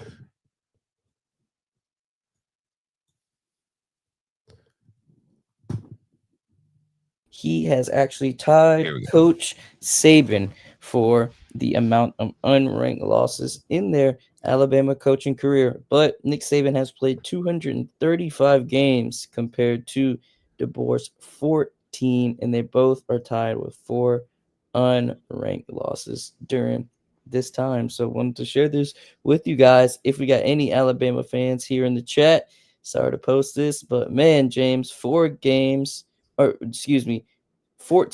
to 235 is a big difference, man. Whew. Yeah, that's wild. That's a wild stat right there. But hey, couldn't happen to a better person. I don't hate him. I just bump him, man. We needed to. They're questioning it. I love when you beat somebody and they question their whole existence, their spirit to be around. Like they're like making it seem like, oh my God, this Alabama's dead. Because they lost. Do you hear yourself? Like, you didn't lose to Nicholls State, man. You lost to a premier program. We just had a bad year, and anybody who really wasn't trolling would realize that was an aberration. It's not going to happen. The one thing I've said is we're not going 2-10 again. Like, I don't understand what's wrong with you people.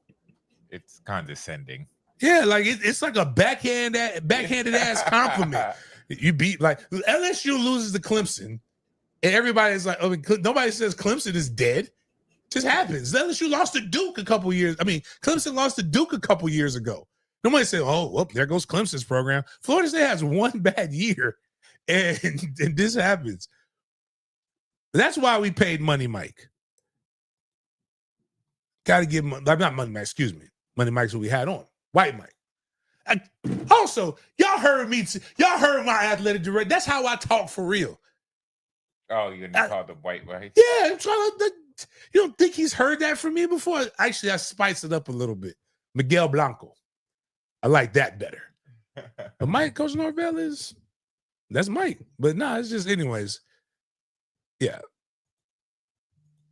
I can't believe that. I can't believe like they're acting like this.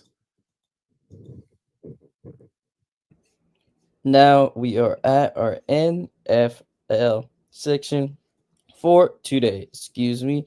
So we're going to start off with 904's team, the Jacksonville Jaguars.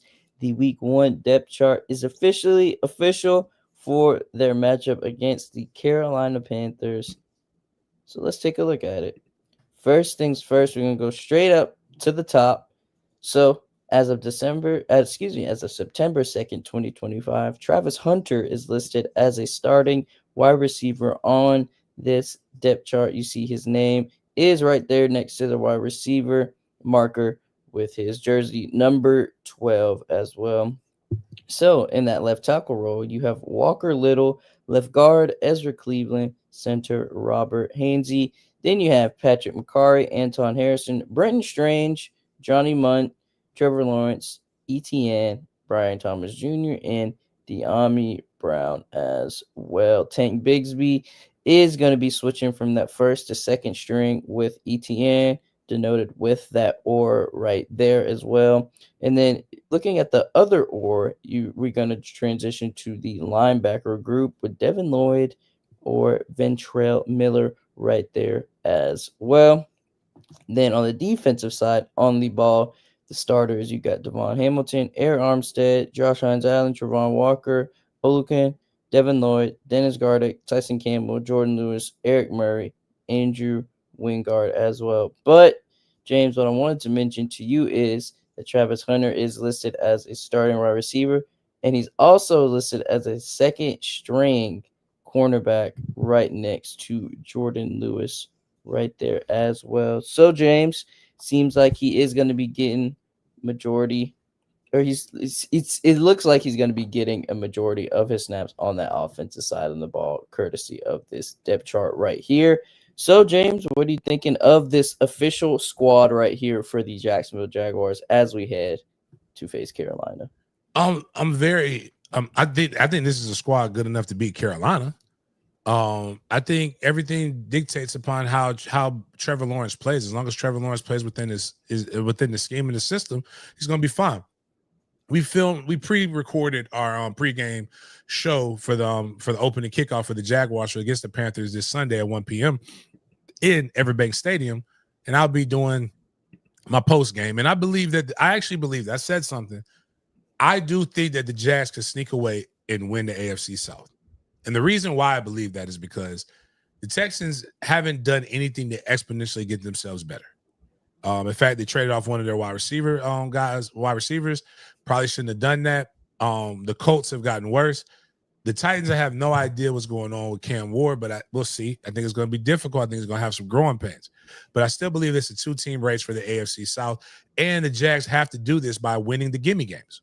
This Panthers game there is no gimme games when there's only 32 teams. But this is one of the teams that has been just as bad as you. You have to be able to beat the teams on the same level as you.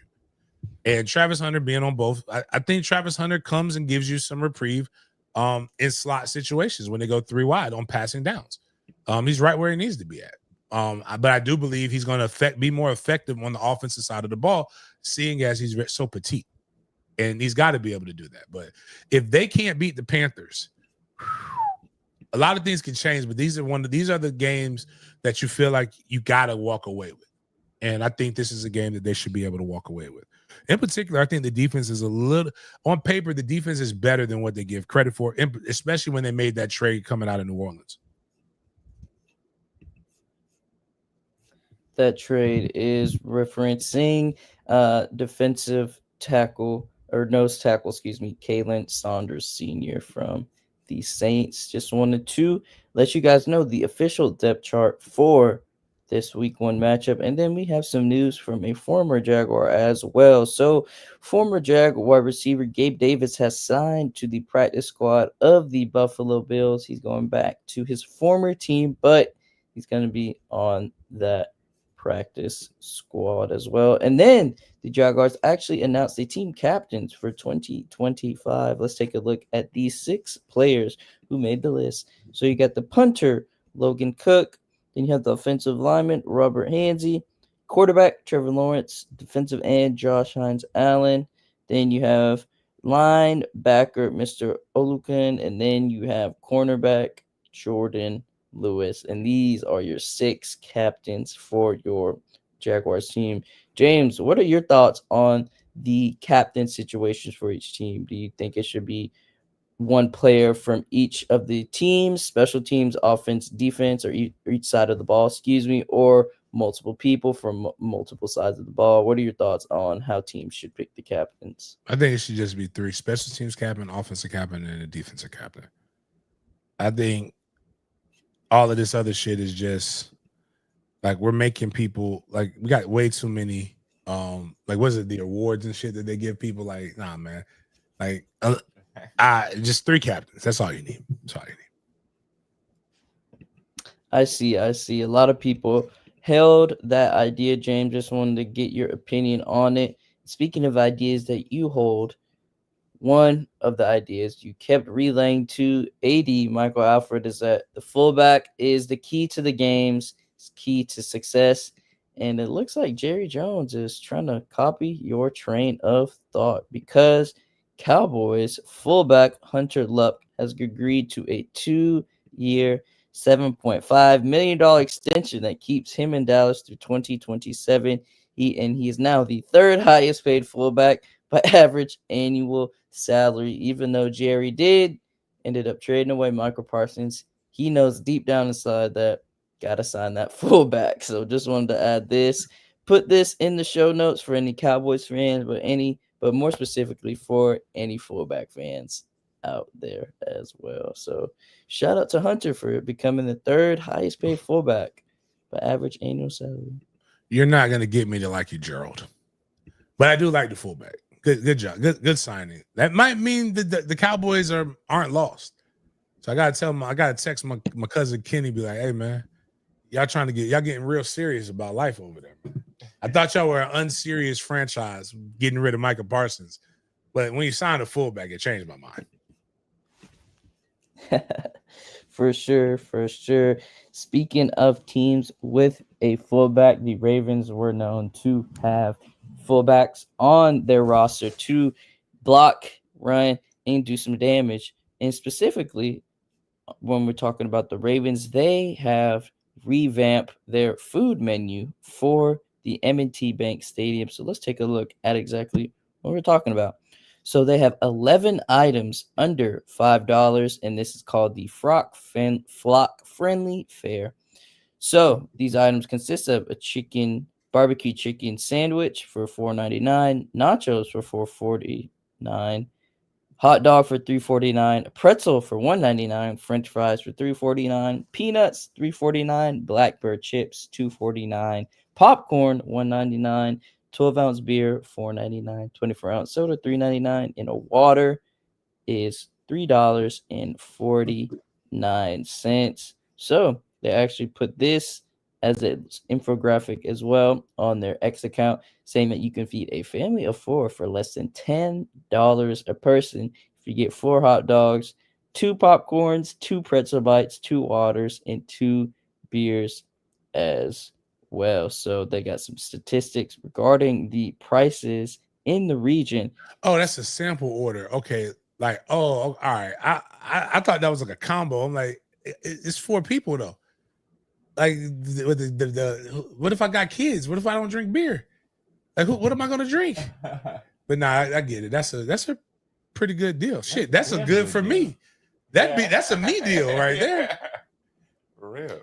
I was just about to ask James. Let's get into that family of 4 value right here. The 4 hot dogs, 2 popcorn, 2 pretzel bites, 2 waters, 2 beers. So if you pulled up to a football game, you saw that sign, saw that offer for your family, man. Do you think you'd be getting a great bargain while watching a great football game? Yes. But I mean, I just think, like if I'm not greedy or whatever, and I mean, I would probably buy 2 of those. It still feel like I'm getting a good bargain. Right. That's $40, $80. Shoot, at a football game, hell yeah. I just need them to not do what I did. Like, we eventually got the condiments, but man, I don't know how Jimmy Sexton does it. You can't just raw dog glizzies without no condiments, man. Like it really is dangerous. Like, I almost choked, but I was hungry, so like I had to eat something. It was ready, but like to have that and a bev, like it was somewhere I was at. It was $7 for the damn just the soda. I'm trying to remember, where was I? They were Miami. Like Miami, like I was looking, I read it. I'm like, man, what the fuck wrong with y'all? So like at Miami Stadium, whatever, the Hard Rock, they're charging you $7 for a pop. Like, the hell's wrong with these people, man? And for them to not make sure they got the good carbonation too. But that I think that's a hell of a deal. Like, that just means, like, if you could get the ticket for decent, because I'll put it in perspective. Luckily Kenny paid for it. I was happy. But when we went to the NFC Championship, me and Kenny, we had chicken tenders, a cheesesteak, I think 2 orders of fries, and 2 sodas, and it was like $90. Like, that's two Negroes, not a family of 4. So like, we could have got 2 family 4-packs and been great for the same amount of money.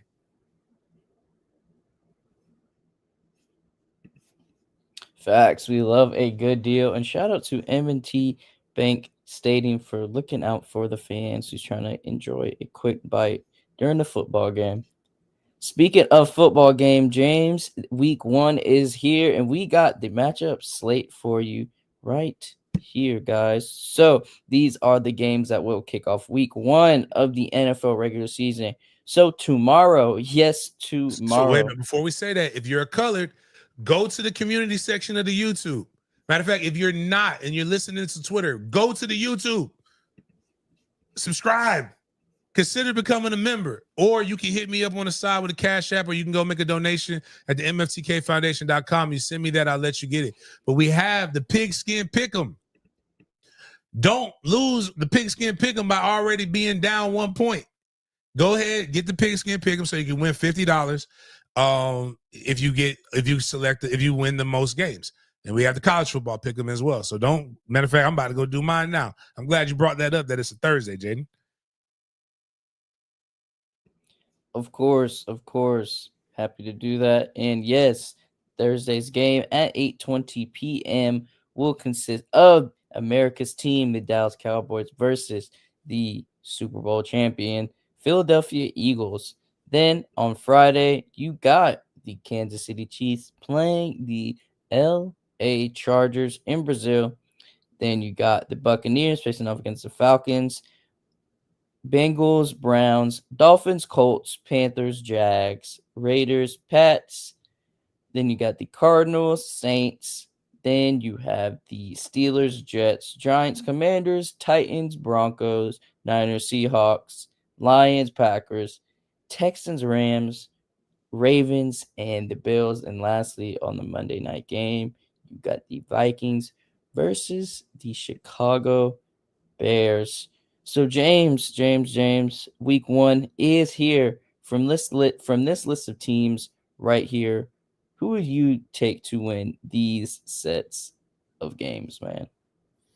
I'm going through this now. So never mind. All right. So I got going reverse order. I got the Bears, the Ravens, Rams, Packers, 49ers, Broncos, Jags, Commanders, Jets, Cards, Pats, Dolphins, Bengals, Bucks, Chefs, and the Eagles. Those are all my picks for. So I made these. This is canonized. You can see who I'm picking.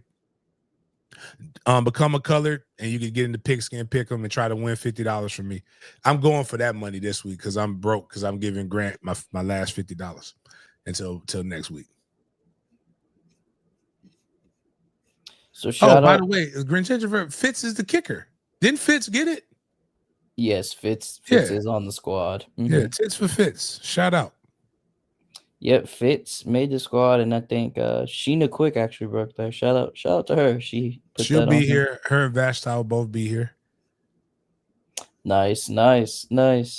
So, yep, those are the picks for the week 1 NFL games. Make sure you guys stay tuned to the games and make sure to enjoy this season as we kick off another NFL season. So let's dive into some of the teams ranked by the most miles traveled in the 2025 season. So these are the teams that have to travel the most in comparison to the other NFL teams. So Los Angeles, both of the teams, the Chargers and the Rams, traveled the most with 37,086 miles and 34,832 miles.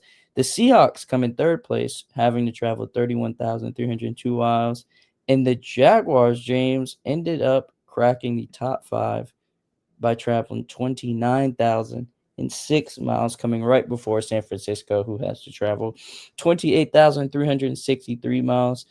All the other teams are sprinkled in there, but I want you guys to look at that last spot right there in the bottom right-hand corner of Cincinnati, because they have to travel the least out of these NFL teams, only having to travel 8,753 miles. Just wanted to share that with you guys. And obviously some teams have to travel more than others because they're playing in the international games as well. So just for you to keep that in mind, just want to give you guys an interesting infographic. Thought it was pretty cool to add with the additions of the international games as well. So make sure you keep that in mind. Next, we have some players to discuss, and specifically we have some quarterbacks to discuss. So ML Football listed these quarterback power rankings I wanted to take a quick look at before we conclude our NFL segment with a couple other topics as well. But just wanted to add this, see your opinion on this right here, James. So I'm going to share it with y'all. Number 1, they start off this list very controversial. They have Joe Burrow, 2, Josh Allen, 3, Patrick Mahomes, 4, Lamar, 5, Herbert, 6, Baker, 7, Jaden Daniels, 8, Stafford, 9, Jalen Hurts. I know Cam Newton has to disagree with that one. And 10, Dak Prescott. Going from 10 to 22, I want you guys to notice that they actually had Trevor Lawrence ranked in that 22 spot. But James, based off that top 10, what are your thoughts on the NFL quarterback power rankings courtesy of ML Football? Is it accurate? Would you agree? And what would you change? I think CJ Stroud is better than Jaden. I think Jaden had an incredibly good first year. Brock Purdy being at 15 is disrespectful. I think there's nothing that Cam Ward has done to make him better than Russell Wilson and Geno Smith or Geno Smith.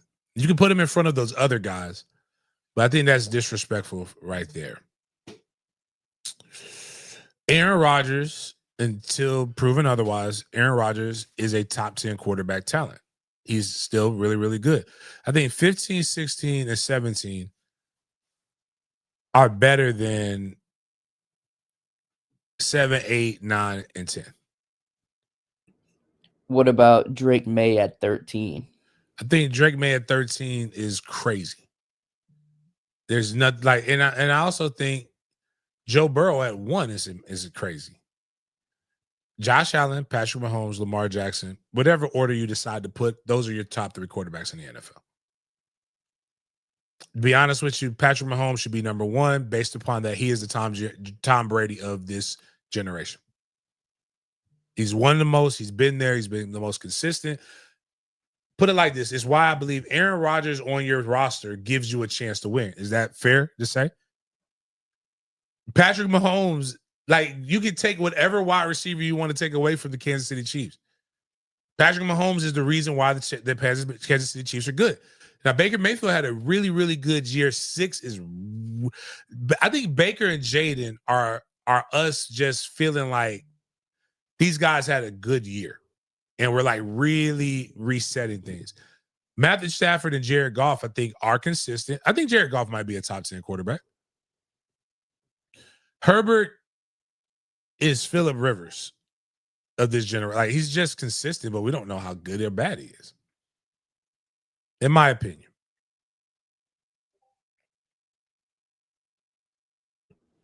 Shout out to ML Football for curating this list. Wanted to get you talking, especially on the quarterback side, to see where they went wrong and what are your thoughts about that. But most importantly, to see what the fans in the chat are going to say. So make sure to keep commenting what you guys are thinking. I'm loving the engagement so far. And so we have some news regarding the NFL's inaugural Gold Shield patches. So the NFL has selected 5 players to wear Gold Shield patches in place of the traditional NFL Shield patch to honor these 5 award winners: MVP Josh Allen, Offensive Player of the Year Saquon Barkley, Defensive Player of the Year Patrick Surtain II, Offensive Rookie of the Year Jaden Daniels, and lastly, the NIL, our boy Defensive Rookie of the Year Jared Verse. So please watch out for these players as they're wearing that gold NFL patch you see right there in the middle to denote their awards. So huge shout out to these 5 players, but most importantly, huge shout out to the NIL, the Nolan in the league, Jared Verse, man. Congrats again. Congrats.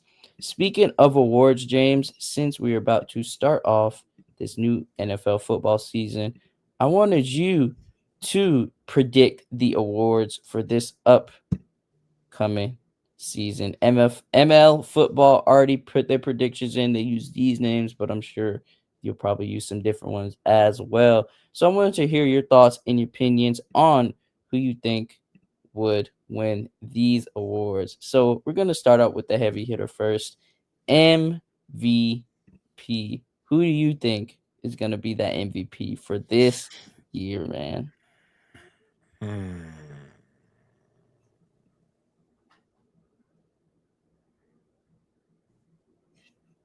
I think this is the year that Jalen Hurts makes everybody mad.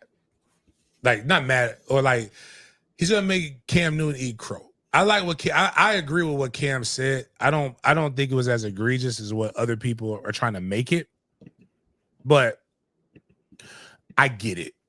But I think Jalen, if the Eagles go back, which I believe they do, a lot of it will be because Jalen Hurts, and I think Jalen Hurts wins the MVP. Okay, so you're locking in Jalen Hurts for MVP. Now let's go to Defensive Player in the Year. ML Football put Kyle Hamilton. Really like that. Really like that pick right there. But who do you got as winning the Defensive Player of the Year with Patrick Surtain II winning last year? I like their pick for Kyle Hamilton. I think he's diverse enough, and I think he's going to be able to. He's going to make some big plays for them. And he just got paid as well too. Might I add, just got paid, which might actually affect that. But yeah, I think I like that. I like that pick. So Kyle Hamilton for Depoy. Now Offensive Player of the Year, ML put Jahmyr Gibbs. So with this award, Saquon won last year. Could you see Saquon doubling up again? Yeah, I do see Saquon doubling up again. I'm not going to pick that, but yeah, I can see that.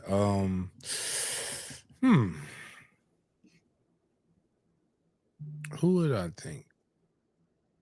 But I don't want to go that route. I'll roll with it because Detroit's going to be heavy on the ground.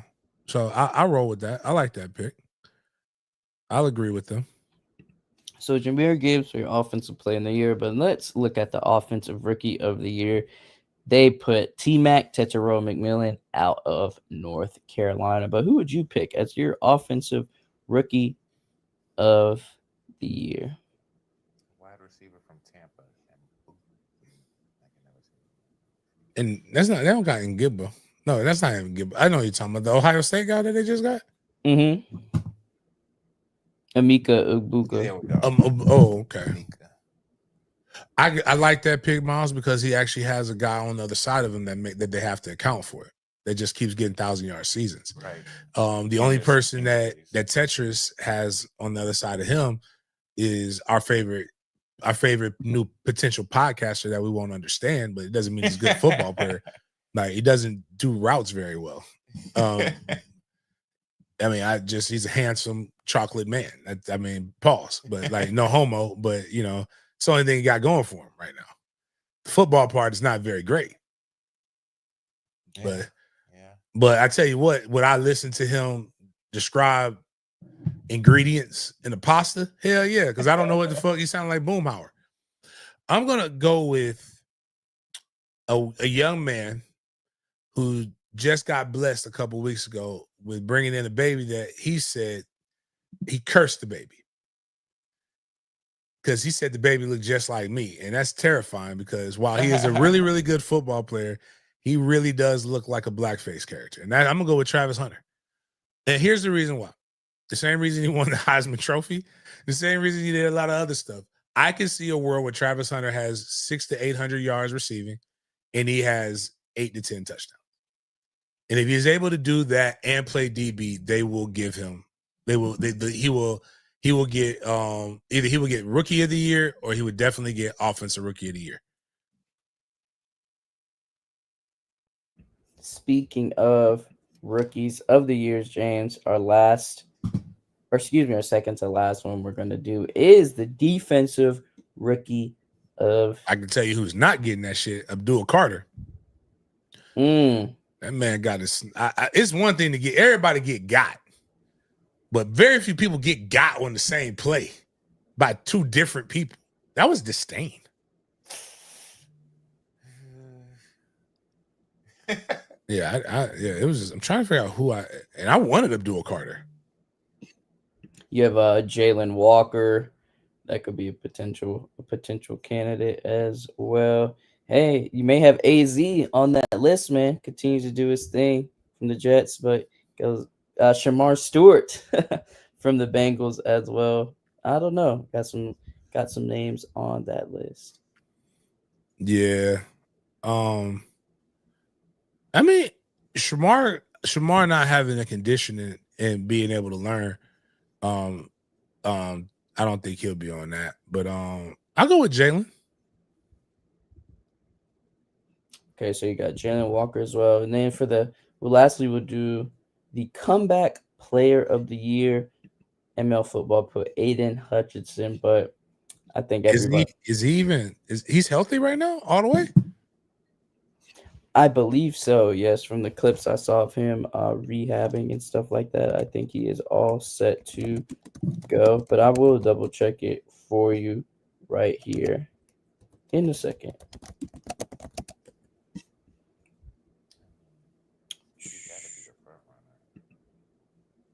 Yep, according to this, he's fully cleared to play. He's actually fully cleared to play on May 22nd, 2025. So it's been a couple months. I can't think of who would beat him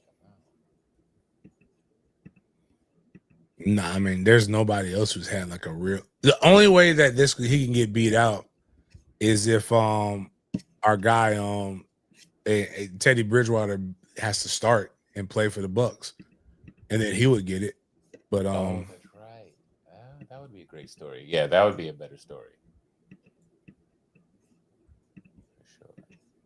For sure. So, James, you locked in your predictions for the awards. Just want to repeat them. MVP, Jalen Hurts, Defensive Player of the Year, Kyle Hamilton, Offensive Player of the Year, Jahmyr Gibbs, Offensive Rookie of the Year, Travis Hunter, Defensive Rookie of the Year, Jalen Walker, and then Teddy Bridgewater, if he makes it, for the Comeback Player of the Year, if he gets the chance to play at QB. I like your picks, man. Like them a lot.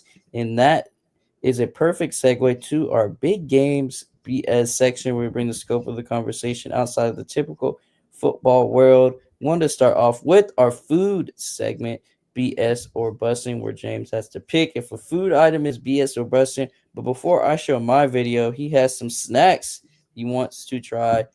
IRL review right here for you guys of our BS or busting. So take it away. Yeah, this is on IG. We're gonna promote them. It's CC Pastries FL. CC Pastries FL on Instagram. Go check them out. They actually accepted the collab post, so you can go on there and there's a post of me and my Mandarin shirt eating one of their things. Their Rice Krispie treats. They got other stuff. They specialize in alcohol infused sweets. There is no alcohol in this right here though. But like, so I ate the regular double butter one. So if the OG crispy treat wasn't good, then these other ones wouldn't go. But we got a strawberry crunch Rice Krispie treat, and then we got a Cookie Monster one. So we're gonna try this here. Jaden's not here to experience this, but I'm gonna make Miles experience this too. So if we both sick, then we know who got it from. Break off a piece there, Miles. That's a big. I was gonna give Kai one, but it's big and it's marshmallowy. So let's see here. I'm going like listen. It's either if it's good, everybody gonna know. If it's bad, everybody gonna know. I'm trying to figure out what it tastes like. I know. It's good, but the strawberry is something. Is it a strawberry cookie? No, that's not it. It's more like a strawberry. Remember the ice cream? The strawberry shortcake. Yeah, that's what this is. That's what it is. That's it. And I love strawberry shortcake. Hey, this I'm mad I don't have enough coffee because I need something. This is really sweet. Yeah. I don't know. I'm gonna say that's busting right now. Yeah, heck yeah. No, I'm gonna fuck that up later on. Yeah. Good shit. She 2 for 2 then. But you gotta have something to drink with this. Right? It's not. Yeah, for real. Order a coffee, but yeah. Strawberry shortcake busting. Official. All right, good. A little sip of coffee, get that, swish that out. Why are people calling me this? Right. All right, now we got the Cookie Monster, the blue motherfucker. I don't know what to think about this. I don't even know what this is gonna taste like because that was strawberry. I ain't never had no. Oh, it's got Oreo in there and everything. There you go, Miles. Break off a piece of that. Yeah, this is it. Yeah. Sweet boy. I think I might have broke off too much last time. That shit breaking apart. Yo. What's this one taste like? Hold on.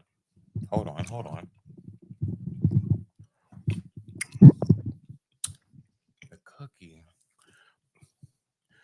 I think this. I don't know. This is gonna just taste like marshmallow. I mean, like Rice Krispie treat with blue. Once you get to the cookie part, though, it's a little chocolatey mixed with the marshmallow. That's good. Okay, there you go. I got it. You got to get that. Yeah. All right. In her defense, on the blueberry one, not blueberry, the Cookie Monster one, it's got an Oreo, and then it's got a regular cookie. That chocolate chip, yeah. You got to get the whole experience. You got to get the whole. So you got to bite that bad boy. You can't break that off. Yeah. You got to bite into that one. So sweet. Boy. I'm gonna say this is sweet. So she got something going on there, man. Check her stuff out. Perfect with coffee. Yeah, like you got to have coffee though. You cannot eat that without. You can't just drink water with that. That's gonna make it worse. Can she infuse weed in here? That's what I was hoping. I was hoping there was some THC in there, but it wasn't any THC in there. Yeah, I gotta talk to her. We got a business proposition. So we got 2 bussins right there. So we actually have a BS or bussin video we want to share. And I know you just had dessert, James, but we're going to go for a lunch and dinner vibe right here with some grilled beef kebabs with pita to see if it's BS or bussin. But this is prepared in a little different than usual way. So guys in the chat, let us know if you are rating this a BS or bussin'. So we're gonna play it and enjoy. This summer, we're scooping our perfectly seasoned beef into balls and then stacking them high in between layers of fluffy pita before grilling them and serving them with briny olive salad and creamy garlic yogurt dip as the ultimate barbecue showstopper. Summer isn't here for much longer, and if you're looking for something to make for your family or guests that requires little to no brain work but will blow them away, try this. I take my job as a recipe developer very seriously, so when I tell you this is phenomenal, I mean it. You can find the full recipe linked in my bio. I think you are going to become obsessed. I think they're doing too much. Yeah, that's the thing. What's that cream stuff on it? I'm not too sure. That's like the sour cream. It's a good sauce. So I was talking to my Bosnian. Our kicker at Mandarin's Bosnian. Okay. And Bosnian food, Middle Eastern food is basically meat and bread. I fuck with that. And it's good. Like, and I'm like, if you've never done this before, take sour cream, right? Or cream, excuse me. It says sour cream. Cream cheese. Believe me, trust me. Take cream cheese, put it on instead of mayo or instead of regular cheese, put cream cheese on your burger. It's gonna set it off. Hell yeah. Take it to a whole nother level. If you want to, like, if you got, like, you get a, like, if you, when I go to Sonati's, I don't go get the breakfast. I get it on the soft. They have a soft bagel, lightly toasted. Put the cream cheese on the bagel, and then they make me my ham, egg, and cheese. Is it that stuff they put in a gyro? Yeah, it's kind of like that. That's all. That's the base of those. Okay. And they put they water it down, but they'll put other things in it to make it a little bit more liquidy, like so you can spread it. But like, it's good. Just there's no need to do that to my pita though. I feel like a shish kebab beats that out. Just a regular shish kebab. That's what it is. It's just you just did extra shit that nobody asked you to do. For real. Like, this literally took more prep work than what was necessary. You could have just cooked the meatballs and then give me a pita and give me some of the sauce, and I'm good to go. And we're now what took 10 minutes of prep and cook, you may take 15 for no reason. Cause I gotta slice this shit. All for your ego. It's delicious, but this is where people get too caught up in the preparation. Right. Just give me the food. I'll eat it though.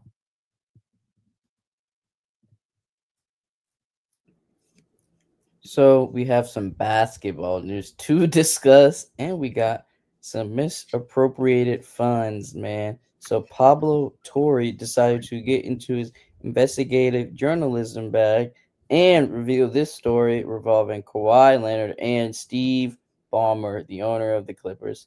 So Kawhi Leonard reportedly signed a $28 million endorsement deal for a, quote, no-show job, unquote, with a fraudulent tree planting company funded by $50 million from Clippers owner Steve Ballmer. So, quote, it was to circumvent the salary cap, unquote, an inside source told Pablo Torre. So, hey man, when you get to this position like Steve Ballmer, you're going to find a way to make things work, James.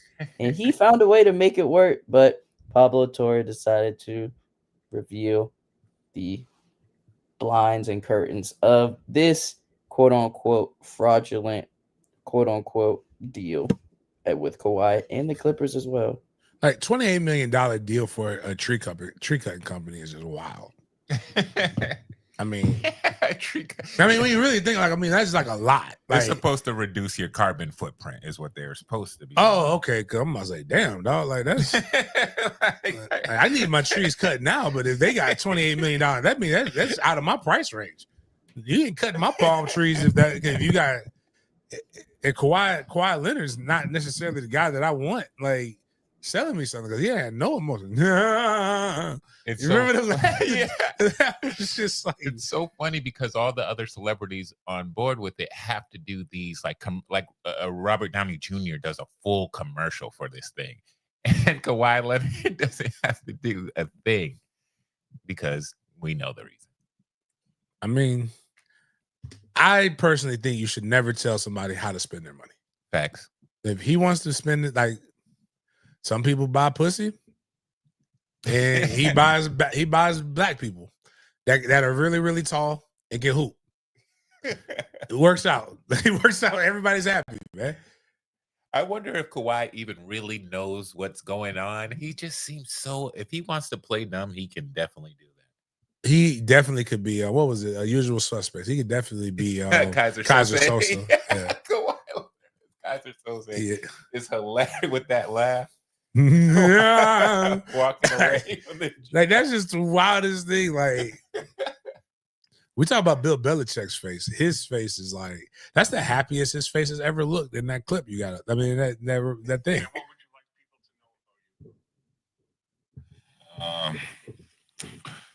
I'm a fun guy. Obviously, I love the game of basketball.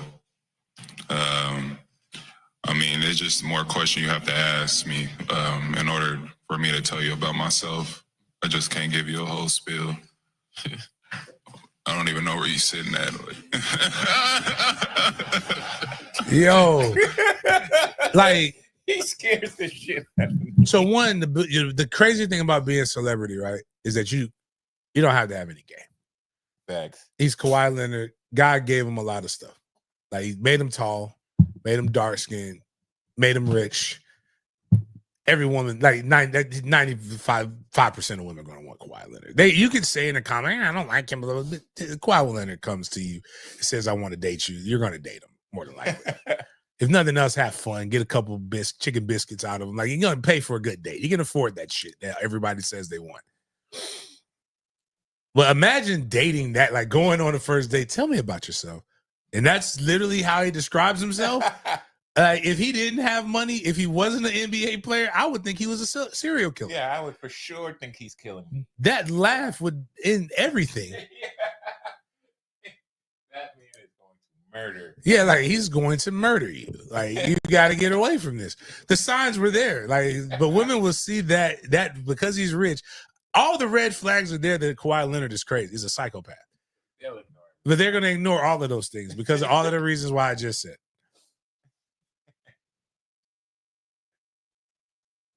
That is hilarious, man. Kawhi is a jokester to a lot of NBA players and teammates of his. And speaking of jokester, Drewski made a funny skit yet again, man. Some people going to say he was in whiteface for this role, but man, this has been going viral. This already has 60 million views on Twitter, and it was only posted yesterday. So this is a funny skit from Drewski right here titled That Guy Who Is Just Proud to Be American. So let's take a look at the skit and let's get a funny laugh in. One, if I'm far away, I know what Drewski looks like. I appreciate to see the thing about. Let's just talk about it. Like, you know, I need us to. There is real racism in the world. I tell this to black people all the time, and there's real thing. And this is making a spoof kind of people who live like this. That the commitment to the makeup can we at least appreciate that? Because he doesn't look like white chicks makeup. Like this looks like, if I didn't know who Drewski was, I would think that was a white redneck. Yeah, especially from a little bit of a distance. The two ones that he's done a really, really black. What makes blackface offensive isn't the fact that you're mimicking black people.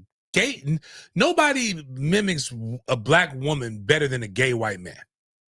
Like, they take all black girls. They inside of them as a black woman.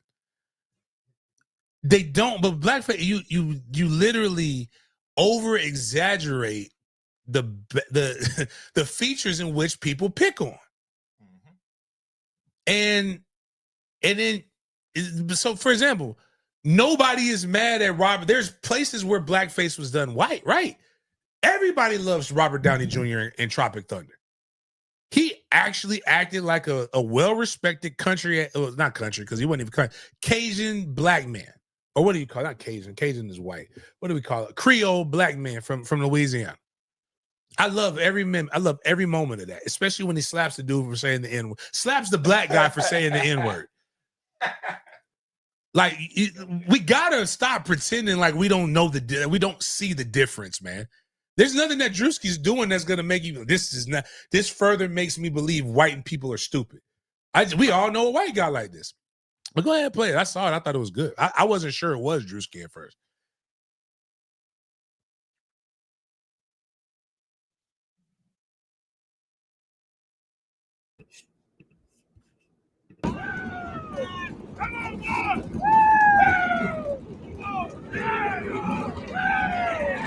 Here's the love. Here's the honor. If you can't come in her, come on her. Born in the USA. Woo! Born in the USA. Hey, Suanna. She's not listening. Hey, come up. You need to listen to your nana. Go ahead, baby. 6 o'clock. Girl, you crazy now.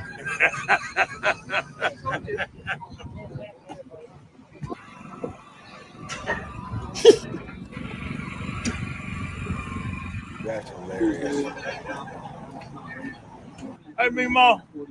How you doing, baby? How did he get that tan line? That is insane.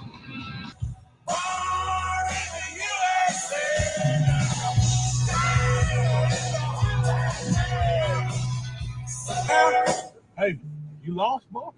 No, I'm going to the race. What race? NASCAR race. You going to NASCAR? Yes, sir. A little bit. You ain't lost, did you? No, I'm good. I'm going to the race, sir.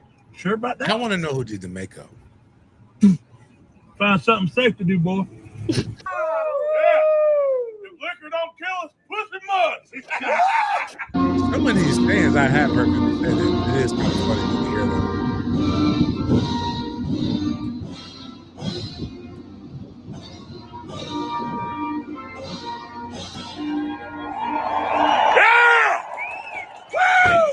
Guy, I don't know if you that fucker will go. I see. Dan Arthur. Ready to go in Denver. Dan Arthur. Oh, South Dakota. Yeah. The only thing that really, again, if I hadn't been to that Daytona, I wouldn't know this. Like, he ain't getting that close if he's a redneck. Oh, really? Yeah, okay. Because he ain't got that kind of bread.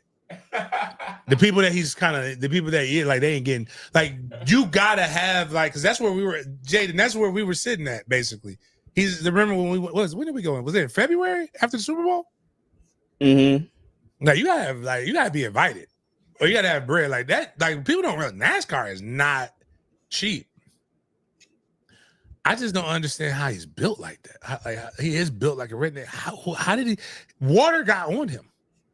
And it didn't mess up the makeup. Like, I'm incredibly impressed. That's scary. Man, that was hilarious. Drewski's been on the roll, man, these past couple of years with his skits, and his makeup artists are getting much, much better. Probably got some new ones, but James, I know you wanted to get the tickets out there, so I'm going to put this banner back up there for anybody who needs to comment MFTK. We are taking names right now, about to do the draw. So, James, I'll let you take it away. All right, so that's where we're at. That was the last thing. Yep. All right, cool. So let's give the ticket. Like you got, hey, right now, if you want to get the tickets, you have to be on YouTube. So leave Twitter. Damn near 500 of y'all off of Twitter. Come on over here to YouTube if you want it. My bad, Jay. And put MFTK in the comments. We have Dad by Mac. You're on there. Bert, you're on there. Like right now, you can see if you're on. Is Daryl Jackson on there? Now, don't ask for the tickets if you're not going to come on Saturday. This is for this Saturday's game. Aaron Bailey. We got Rod. You're on there. Avon Lady. Now, just know we'll do this again for every home game. The Wednesday before every home game, we give away a pair of tickets, including Miami, including a lot of these other games. Is Angelo on there? Yeah, Angelo's on there. David P.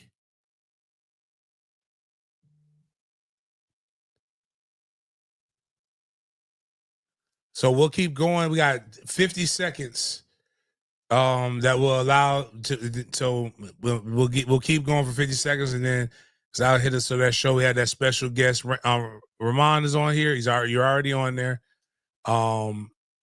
You got it as Jones, but it's James. Unless there's a Ramon Jones too, that would be crazy. Shout out to not governor. He might be the governor one day. Mike Alford, Money Mike, from blessing us. We'll try to get some more guys, some more people on there. We'll try to get Coach Norvell on here over the next couple of weeks just to bless us with his presence. I know it's very difficult to get him, and everybody wants him on the show. I know my guy Freddie got a good thing on him. All right, so we're good to go. Go ahead and put Teresa Charles on there. Wait a minute. Isn't that who won last time? Try to make sure. I forgot. Back to back. Yeah, we got to start doing. We got to do. What is it? You can't win back to back. But we were bragging on her. If that was her, if that's who won last time, that is who won last time. She gonna come in and poke her nose in here now. Don't poke her nose when we were talking about her, bigging her up for being a great woman. I love that. That was, again, it's really, really dope what she did. Got that for her boo. I'm gonna tell you this, and I don't believe you don't have to get married, but that was a lot that you did for him. I hope he returned the favor in whatever ways y'all need to return the favor. But like a lot of you could have sold them that bad boys. You could have took it that have made you some bread. Oh, it was his birthday too. Being all considerate and shit. And they won. Like, that man had a crazy birthday. And they got the chance to storm the football field. Yeah. I need you to put all this out there so that people know Big Game is a good person. And so many people talk shit about me, but the good shit don't ever get shitted on, don't ever get spreaded. Go out there and say, man, without Big Game, my man was able to storm the field and we were able to do ignorant shit because of Big Game. And I love that. He did. We got to do hood rat things with our hood rat friends. He definitely gave her some good D in time of possession. If he didn't give her good D in time of possession, then we need to find her a new guy. All right, let's go ahead and run the go ahead and spin the wheel.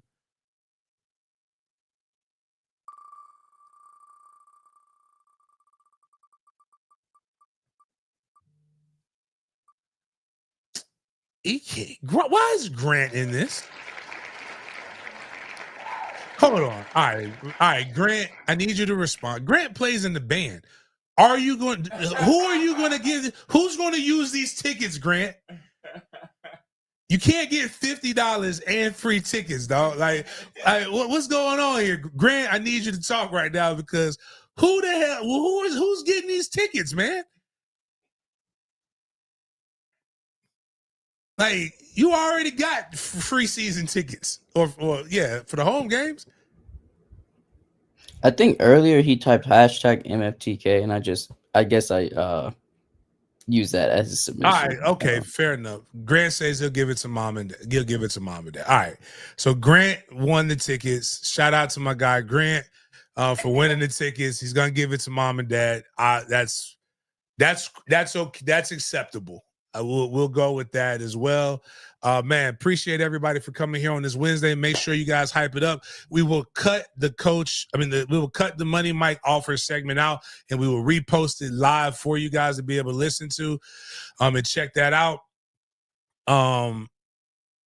Hey Grant, we ain't got the Champions Club for them. They got them regular Gen Pop seats in the end zone, opposite of where you guys are at, though. The opposite end zone. But again, appreciate you guys for doing it. Friday's coming up. We have a lot of other segments, a lot of other things right now.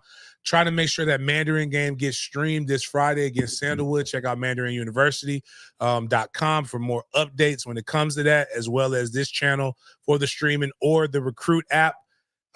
Outside of that, really appreciate everybody for chopping it up with us. We will see you guys next time.